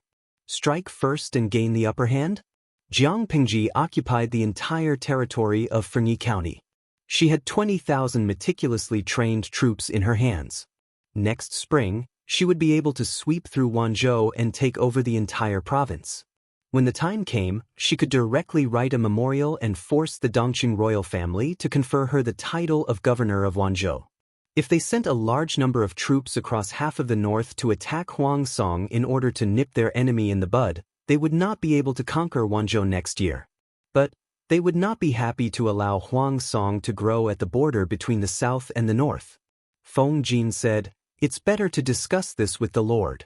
Should they allow a strong enemy to grow, or should they focus on their own development and strength first?" For Jiang Pingji, she could make the right choice with her eyes closed. "Why are you in such a hurry?" she said with a smile. "I've heard of Qing Jing. He's one of Master Yuanjing's 4 disciples. He has a great background, but don't forget that our Zixiao is also Master Yuanjing's disciple. So what if Huang Song has Qing Jing's assistance? Can he do whatever he wants? I've also studied at Langyi Academy for a few years, so I have a certain understanding of Qing Jing. He's nothing to be afraid of." Hearing words like, "whatever he wants," Feng Jin and Su Ke looked serious. They did not understand, but Feng Zhen, who was very dirty, understood instantly. If Qing Jing is incompetent, how could he be valued by Master Yuanjing? Feng Zhen heard Jiang Pingji say that Qing Jing was nothing to be afraid of, and he could not help but frown. Feng Zhen had always admired this good friend he had met through Wei Ci. He had also given Qing Jing a high degree of recognition. Jiang Pingji's contemptuous attitude made him a little unhappy. "I'm not saying that Qing Jing is incompetent. I'm just saying that he and Huang Song are partners. I'm afraid they'll drag each other down." Jiang Pingji said, "I know Huang Song. I've also heard a little about Qing Jing from the many students at Langyi Academy. They can go through thick and thin together, but they might not be able to enjoy happiness together. Qing Jing is much more hairy than Huaiyu. Not only does he measure himself by the standards of a gentleman, but he also likes to measure others by the same standards. As for Huang Song, he's a man who doesn't make any major mistakes, but he's full of small ones. These two people's personalities aren't compatible, unless one of them makes a concession and changes." Jiang Pingji paused at this point and continued. "To put it simply, Qing Jing's character requires a tolerant lord who doesn't mind his little criticisms. Huang Song, on the other hand, needs a subordinate who ignores his small problems. Otherwise, it will be a disaster. Of course, everything has a honeymoon period." At this time, Huang Song and Qing Jing were still in a state of intense love. Beauty is in the eye of the beholder, and they were satisfied wherever they looked.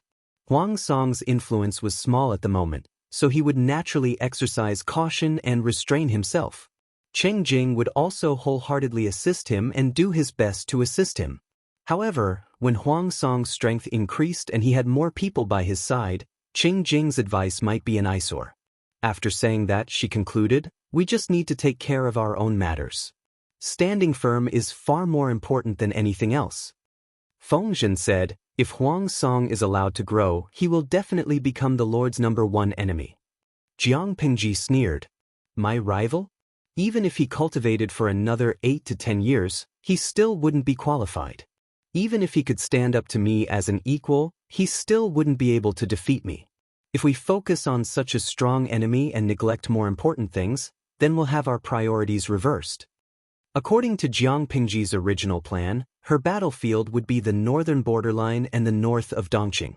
She had no time to care about the southern region for the time being. Without Huang Song, there will still be LV Song or He Song. Only by being strong can we be fearless. Therefore, Jiang Pingji still insisted on her own opinion.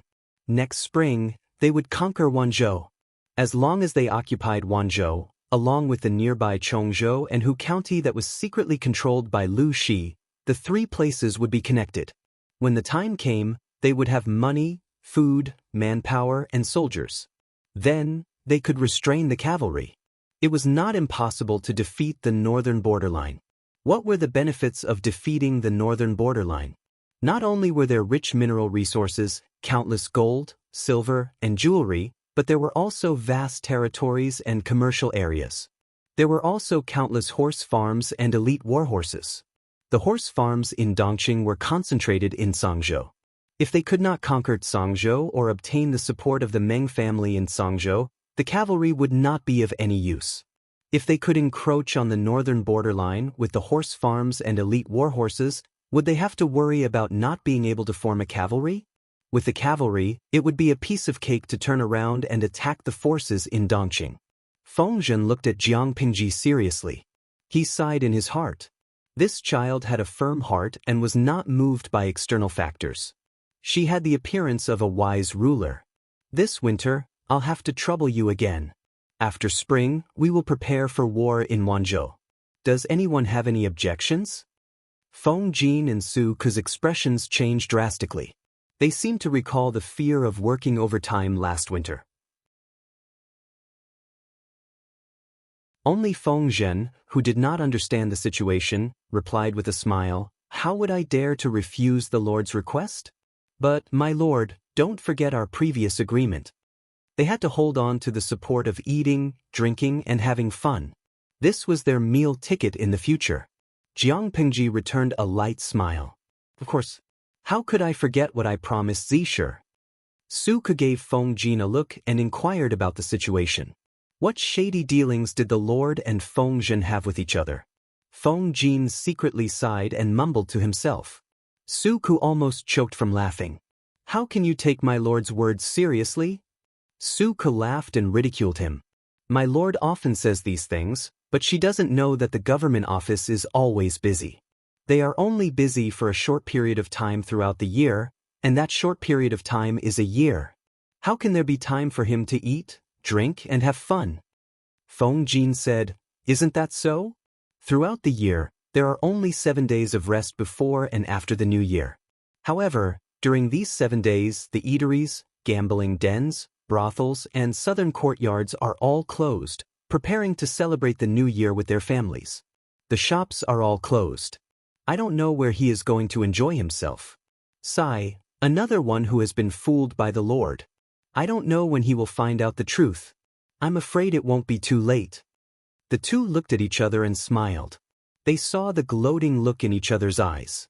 In Qinggan district, Wei Si also received the news that Qingjing had pledged allegiance to Huang Song. He could only lament about fate. Yang Si was a man with sharp eyes. His evaluation of Huang Song and Qingjing was not much different from what Jiang Pingji had said. Wei Si responded with silence. Yang Si said, You and Qingjing are brothers from the same sect. If you fight in the future, I'm afraid it will be difficult. Wei Si said indifferently, In terms of difficulty, can it be more difficult than the brothers Huayu and Fengjue?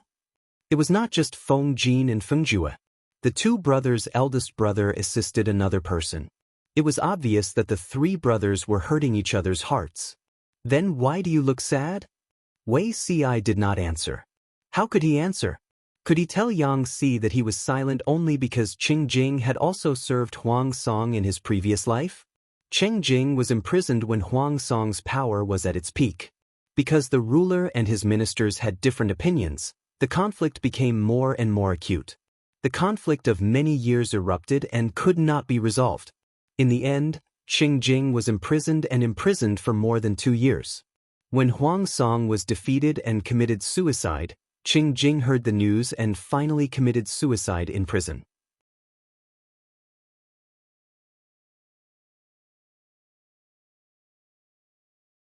Chapter 575. Yang Si pinched his chin and said, Don't you have a wide social circle in Langyi Academy? Think of a way to deceive a few more people. Your lord has been studying at Langyi Academy for 3 years. Classmates are more reliable than other relationships. It's better to help him than Huang Song. Wei Si smiled bitterly. He didn't want to be deceived. It was obvious that it was difficult to recruit him. In Qing Jing's previous life, his lord, Huang Song, committed suicide. He also committed suicide in prison. The person who defeated Huang Song was Jiang Pingji. In Lu Zheng's previous life, after his lord became the emperor, she personally led the army. In the end, Her Majesty led thousands of elites to attack and beheaded him. Several princes fought for power, but they were devoured by Jiang Pingji one by one. Lu Zheng chose to surrender for the sake of the people in the city, but he chose to climb the city wall and jump down. He swore before he died, which became a debt of blood that Jiang Pingji couldn't erase. In Han Yu's previous life, although his lord was killed, he accepted the offer of amnesty. He thought he could live out his life peacefully, but when he was middle-aged, his wife and her family secretly plotted a rebellion in the palace. They wanted to change the regime. Unfortunately, he was stupid and the plot was exposed. Han Yu was implicated and committed suicide by swallowing gold. In Wei Si's previous life. Let's not talk about him. Anyway, he killed himself in the end. Thinking about it, the death of Master Yuanjing's disciples was related to Her Majesty. As for the other students who came out of Langyi Academy, they were either dead or injured. Wei Si really wanted to pull all the classmates he knew over. At least he could avoid a bloody battle, right? But with his lord's temper, not all counselors were suitable for her. The relationship between the ruler and the minister was not one-way, but two-way. Only when both were suitable could it be a good story. For example, Huang Song was also a future lord. In Wei Si's previous life, he was only one step away from being the ruler of the world. Master Yuanjing once said that Cheng Jing was a talented assistant to the king, a minister who saved the world. When these two met, it should be a strong alliance, but what happened? The relationship between Huang Song and Cheng Jing broke down. The latter was imprisoned for more than 2 years and finally committed suicide for his lord. The best talent might not be the best choice. His lord only needed to choose someone who could truly assist her. Everyone has their own aspirations, we can't force them, Wei Si said. He was wholeheartedly thinking for Jiang Pingji. Naturally, he had to choose the best and most suitable helpers for her. He could forget about those who would drag her down. Having been reborn, Wei Si was very open-minded. Yang Si clicked his tongue and said mockingly, I think it's most likely because your master wasn't very popular during his studies, right? Why is it that your lord has more potential than Huang Song, but Cheng Jing thinks more highly of Huang Song? Think about your lord's unforgiving mouth. TSK, let's make an irresponsible assumption. Could it be that your lord had severely offended Cheng Jing when he was studying in the academy? Wei Si was speechless. He avoided the topic and focused on the trivial. Yumo finished his apprenticeship a long time ago. When my lord was in Langya County, the two of them should not have met.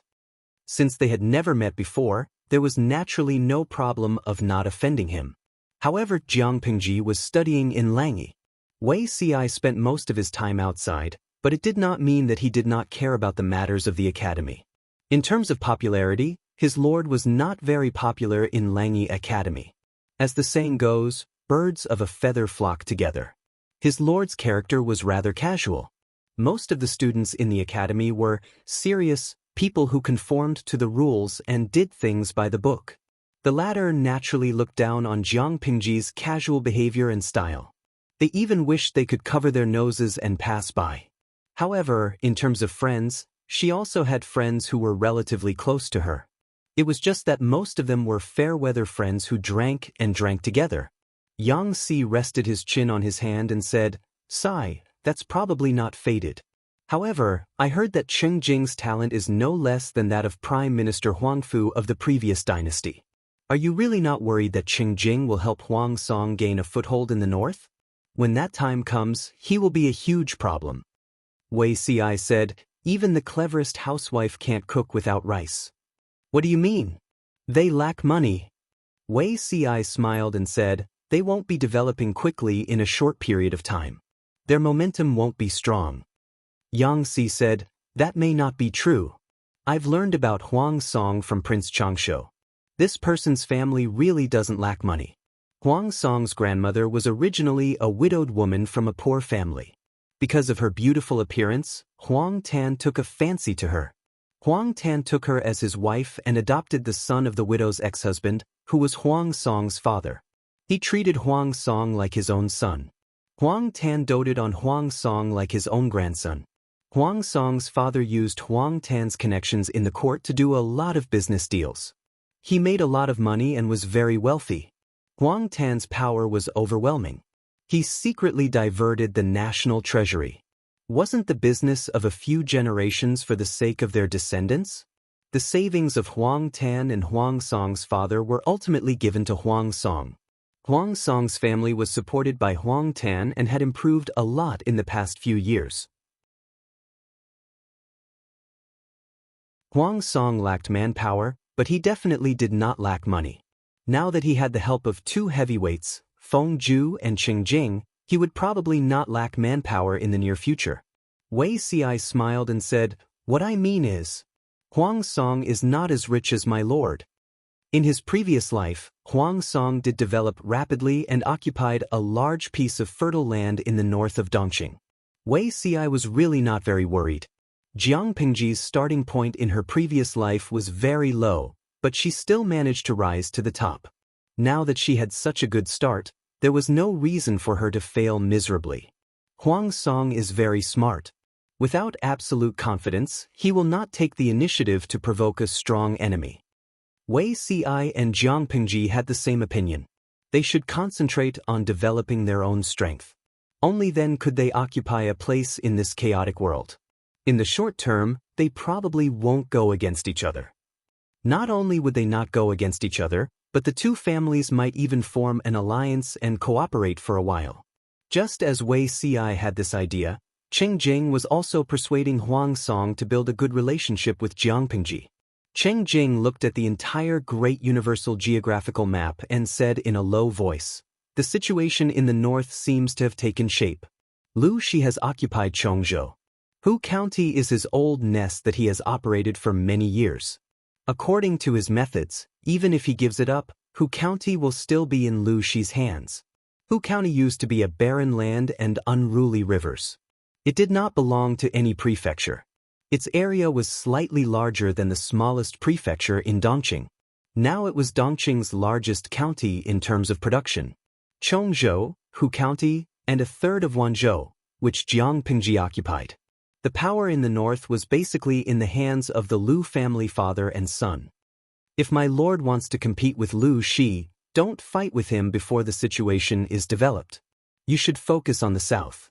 Although the Lu family father and son occupy the north, the three tribes of the northern borderline are still eyeing the north covetously. They have no time to care about the power in the south. This is a good opportunity for my lord. Huang Song sighed and said, "But Yumo, Prince Changshu and Qinzhou are still competing in the south. We can't afford to offend either of them."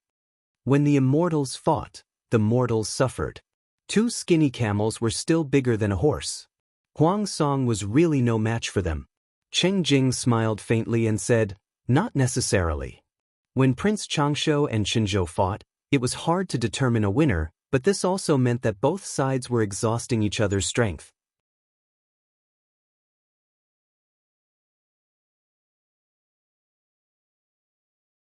Chapter 576. Huang Song thought about Jiang Pingji's character and said with a bitter face, "Even though the three tribes of the north borderline are keeping an eye on him, Lu Shi has a strange temperament and does unexpected things. Last year, he was still the district magistrate of Xiangyang district. Now, he has occupied Fengyi County and doesn't care about the imperial edict.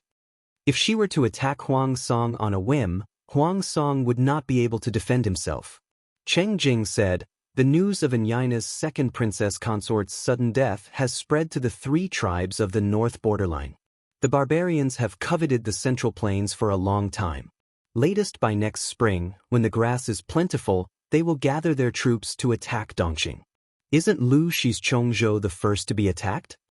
Lu Shi was inevitable when the three tribes of the north borderline attacked Dongqing. Now, Chongzhou was probably already actively preparing for war against the cavalry of the three tribes of the north borderline. Why would they care about Huang Song? Lu Shi was Lu Shi's father. If his father was in danger, Lu Shi would probably go bankrupt to resist the cavalry of the north borderline. In comparison, Huang Song did not have such pressure from foreign enemies. Even if Huang Song developed later than Lu Shi, this gap could be made up for. Lu Shi and his son were tied down by the three tribes of the north borderline. Whether they won or lost, the price they would pay would not be small. Under such circumstances, it was still unknown who was stronger between Huang Song and Lu Shi. Huang Song was originally a little depressed, but after Qing Jing's analysis, he gained some confidence and regained his vigor. Seeing this, Feng Ju secretly heaved a sigh of relief. Previously, losing Yang Si was indeed a big blow to Huang Song. Now that Qing Jing had arrived, it could be considered to have made up for the loss. The others were also on their way. Huang Song even sent invitations to his family members. A few talented people came one after another. When everything was on the right track, Huang Song's power would develop rapidly and the Dongqing royal family would be at the end of their road. Huang Song and Qing Jing talked in detail for a long time and felt like old friends at first sight. Qing Jing said, "I heard that Huaijia's second brother, Feng Jin, is under Lu Shi?" Huang Song tensed up while Feng Ju furrowed his brows. Huang Song said, "Everyone has their own master. Huaijia is Huaijia and Feng Jin is Feng Jin. Yumo, don't be suspicious." Qing Jing smiled and said, "I'm not suspecting Huaijia. I'm just worried that Lu Shi will send troops to Wanzhou next spring, and Shangyang County will collapse on its own. If Shangyang County also surrendered, Qingda County would be the only one left and Lu Shi could easily take it." Huang Song was stunned and could not react for a moment. Why? Feng Ju understood that the key was still Feng Jin. Qing Jing explained, "The Feng family's ancestral home is in Shangyang County, which is now the Shangjing region. The county governor of Shangyang County has an extremely good relationship with the Feng family. Feng Jin is the second son of the Feng clan. With this relationship and the fact that Lu Shi has a powerful weapon in his hands, it's hard to guarantee that the Feng clan won't come forward to persuade him. The Feng family was one of the four noble families of Dongqing and was the local tyrant of Shangyang County. Even the county chief had to submit to them. The attitude of the Feng family could greatly affect the final fate of Shangyang County. If Shangyang County stubbornly defends the city, even if the city is breached in the end, Lu Shi will at least bleed a little. If the city collapses on its own, this person's power will be preserved to the greatest extent. Qing Jing smiled and said, "I am more inclined to think that Lu Shi can take advantage of the situation." The aristocratic families were used to judging the situation and doing things flawlessly. In the face of a powerful army pressing down on their borders, naturally, submitting was the best option. Not to mention that Feng Jin was working under Lu Shi. For the Feng family, the benefits of submitting were far greater than resisting to the death. If they knew that it was impossible to do, they would be brainless and definitely not an aristocratic family.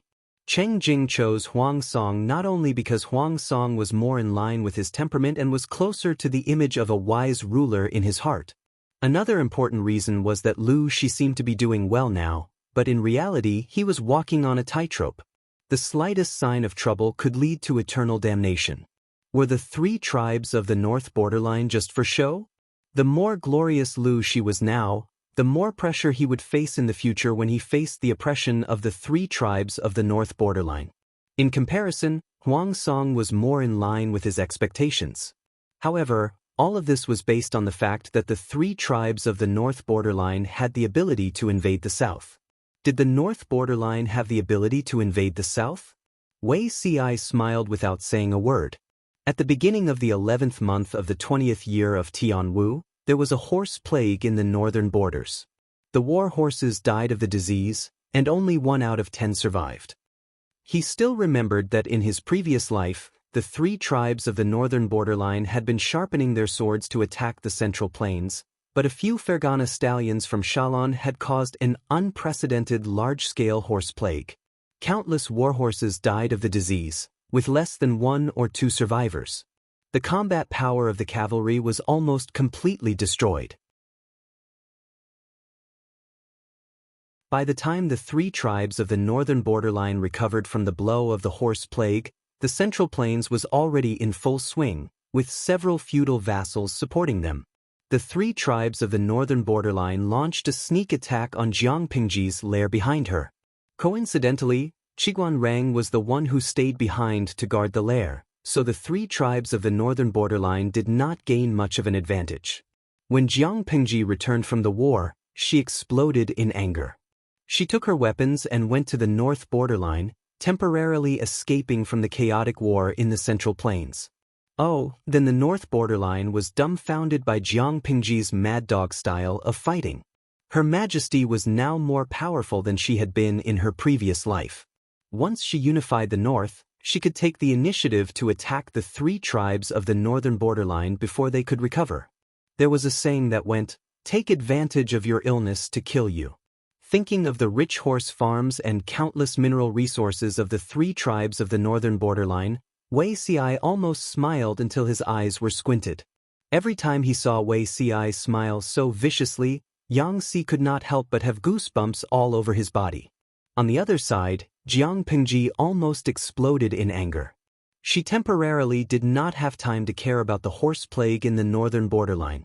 She only wanted to know which B*Tsich had impregnated her White. The war horses had all been gelded. How could White be pregnant?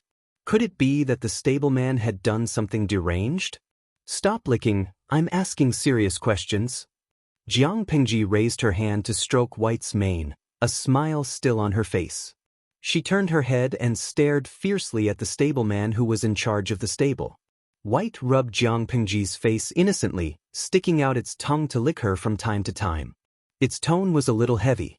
Jiang Pingji lost all her anger, allowing White to express its affection freely. Since the last battle, Jiang Pingji rarely took White out for a walk. It was no wonder that the little girl missed her so much.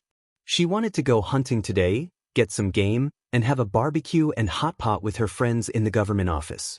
The stableman pulled White out. She took a look and almost exploded in anger. Dian Yen nimbly pressed the stableman to the ground and waited for Jiang Pingji's orders. The stableman trembled with fear and said, "My lord, I don't know what happened." Jiang Pingji's gaze shifted to White's belly. She could already see that it was pregnant. She also felt a weak fluctuation in its body. It was obviously pregnant. However, the war horses had all been gelded. White had very high requirements for its partner. Every spring, there were male horses who asked for love, but they were all kicked away by the little girl. It was late autumn now. How could it be pregnant? Jiang Pingji reached out and touched White's belly. She could vaguely feel something. Mammals were much more vigilant during pregnancy.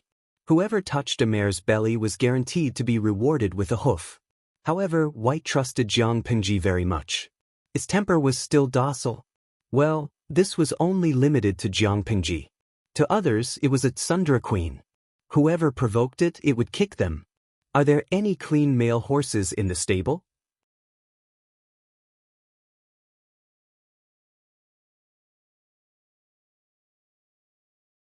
Chapter 577. The audience in the streaming room was dumbfounded. They wanted to watch Jiang Pingji hunt and roast game. They didn't know how the plot had developed to this point. Why did she suddenly say that she wanted to seduce a stallion? A friend who lived in the northern grasslands was experienced and explained the reason. Han Mei Wadajun. Is Lady White going to be a mother? When the bullet screen was posted, everyone was silent for a while. Then they exploded. Munyo Lumi, F***ck, bring me my 40-meter knife. Which shameless stallion impregnated my daughter White? Did he get my permission? Streamer, you don't have to do anything. I can castrate that shameless stallion. Peepa eats pie pa. No. Wait a minute, our White is a girl? Isn't it a handsome young man? Nuwa is not a Nuwa. She? White is such a handsome horse. Isn't it a handsome young man? I really like how it cooperates with the streamer in battle. When it raises its hooves and kicks people, it can shatter a person's sternum with one kick. Such a fierce horse is actually a girl? Yuzeo Shingu. #despise. The streamer is such a fierce guy, but she's a girl. Why can't White be a girl? Jiang Pengji comforted the affectionate White while she questioned the stableman sternly. White was her mount. It wasn't spring now. How could she put a stallion that hadn't been tempered in her White stable? Her Dubai's exclusive VIP stable wasn't something that any horse could stay in. The stableman looked up with a surprised expression. He stuttered, "There is indeed such a stallion, bring it out. I'll lick it myself." Jiang Pingji turned her face away to avoid White's affectionate tongue as she fumed. It was hard to bear a beauty's kindness. After a few rounds, she felt that her hair was about to be licked off by White. The stableman refused to move. Jiang Pengji frowned and asked sternly, "What's wrong? My orders don't work?" Seeing that Jiang Pengji was really angry, the stableman said in fear and trepidation, "Please forgive me, my lord. It's just that horse is a rare, fine horse. I thought that my lord asked me to put it in the same stable as White in order to matchmake the two of them." Jiang Pengji was confused. In that split second, Dubai's tongue had already lapped a circle around her cheek. This stable driver was also a horse lover. In the past 2 years, he had even treated the mighty and majestic Dubai as his own daughter. Every day, he would cut the freshest and highest quality horse grass for Dubai to eat, so that it could maintain its glossy and beautiful appearance and maintain its healthiest state. More than a month ago, the caravan presented a mixed blood horse from the northern borderline as a tribute. The young man was very handsome. The stableman was also trembling with fear as he asked what to do with the stallion. It was not molted at such an age, so it was obvious that it was kept as a stud to breed better offspring. Jiang Pingji's answer was to put it directly in White's stable, so the stableman did as he was told. After listening to the coachman's aggrieved narration, Jiang Pingji finally recalled the memories of that period of time. Jiang Pengji rubbed the space between her brows with a slight headache. War horses around 2 years old had all been molted. Before the steward of the treasure house presented the horse, he only said that it was a war horse from the northern borderline with excellent bloodlines. Its sire was a Fergana horse from Shalon, but he did not say that the horse had not been molted. War horses that had not been molted had explosive temperaments and were extremely difficult to tame. If it was the spring season, it would be even more difficult to control. Jiang Pingji originally wanted to wait for Li Yun to return before giving him this good horse, but now it seemed that it was impossible. She was not sure how good Li Yun's horsemanship was, and she did not want him to take the risk to tame a wild and untamed horse. The stableman asked with trepidation, "My lord, do I still need to bring Little White over?" Little White? The corners of Jiang Pingji's mouth were slightly out of control. "Bring it over." The stableman did as he was told.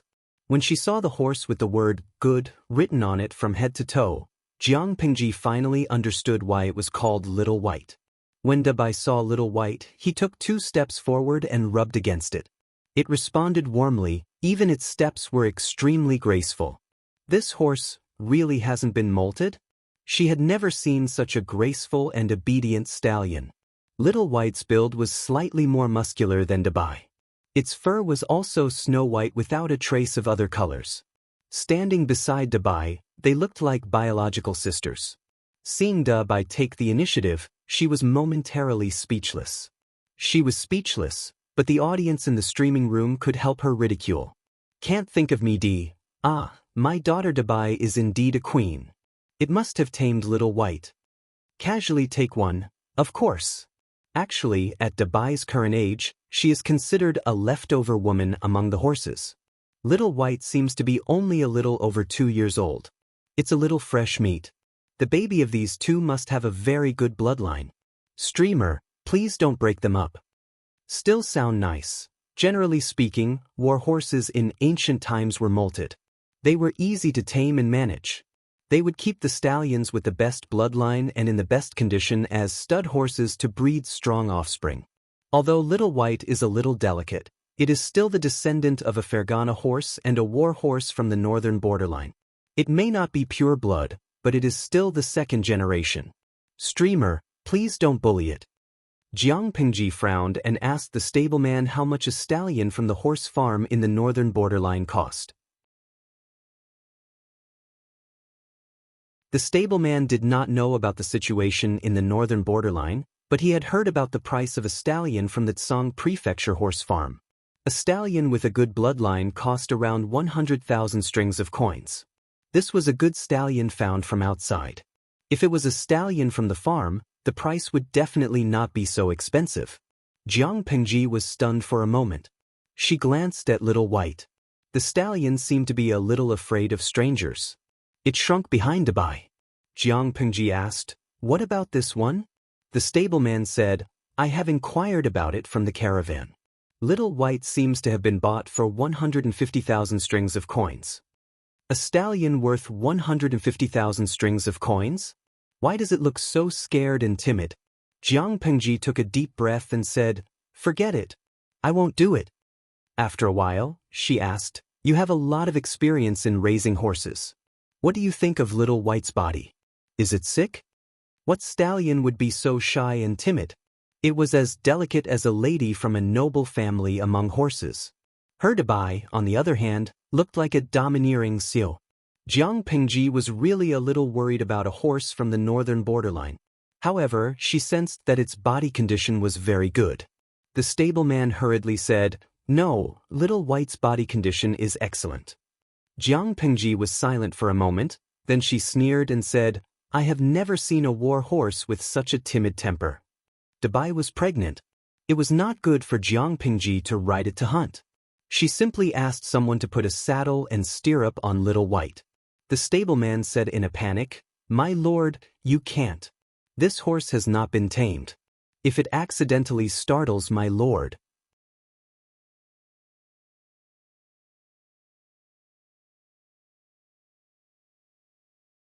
Chapter 578.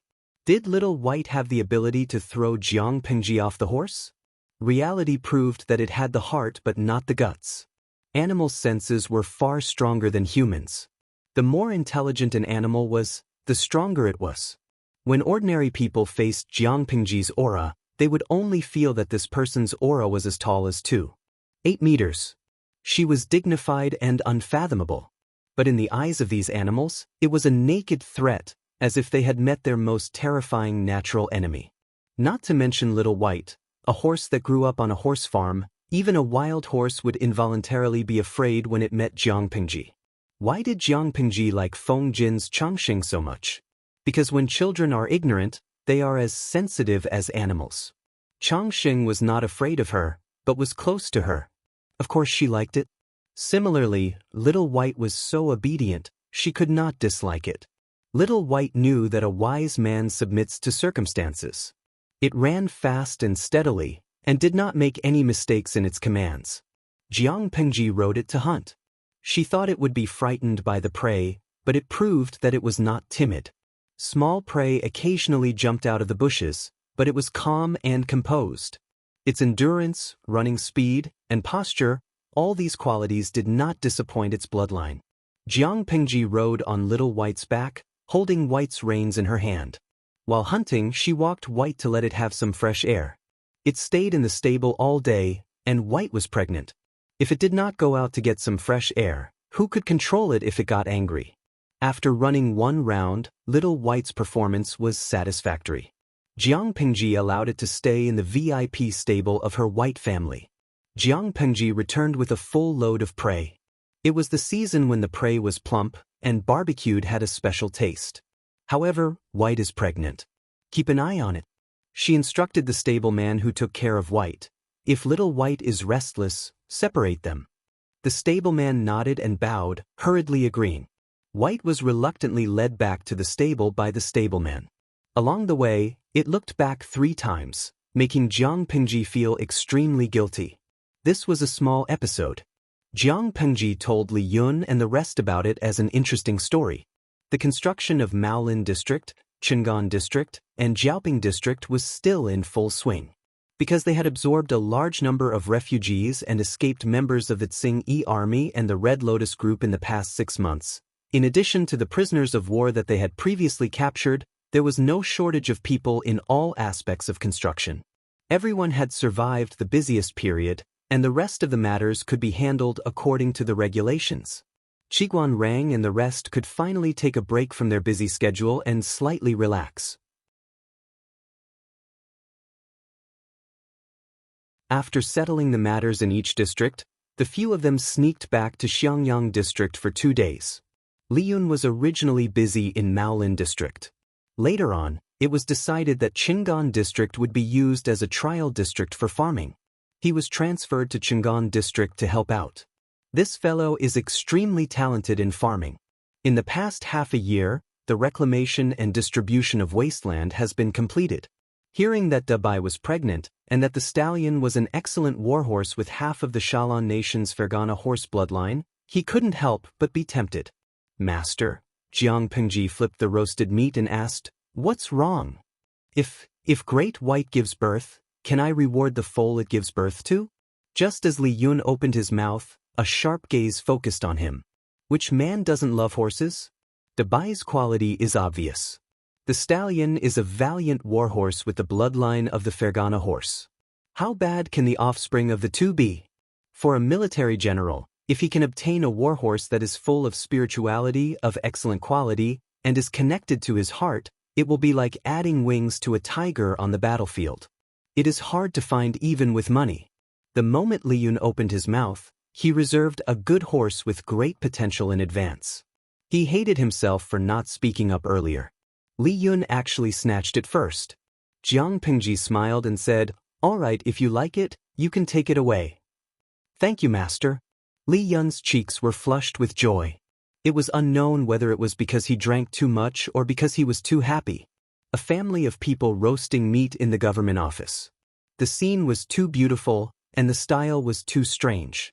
It was Yang Xi's first time in Xiangyang district. It was also his first time participating in a gathering of this nature. Yes, it was also his first time using the glass grill that was hard to find outside to roast meat. He felt that the value of every piece of meat was elevated. He squinted his eyes and swept his gaze across Jiang Pengji's subordinates. He frowned slightly. Logically speaking, the northern borderline's situation was precarious. Why were these people not the least bit nervous? Instead, they ate the roasted meat with gusto? Especially Feng Jin, who was dressed in old clothes and had drunk so much that his eyes were misty. It was as if his bones had gone soft. He leaned against Wei Ci. Wei Ci sighed.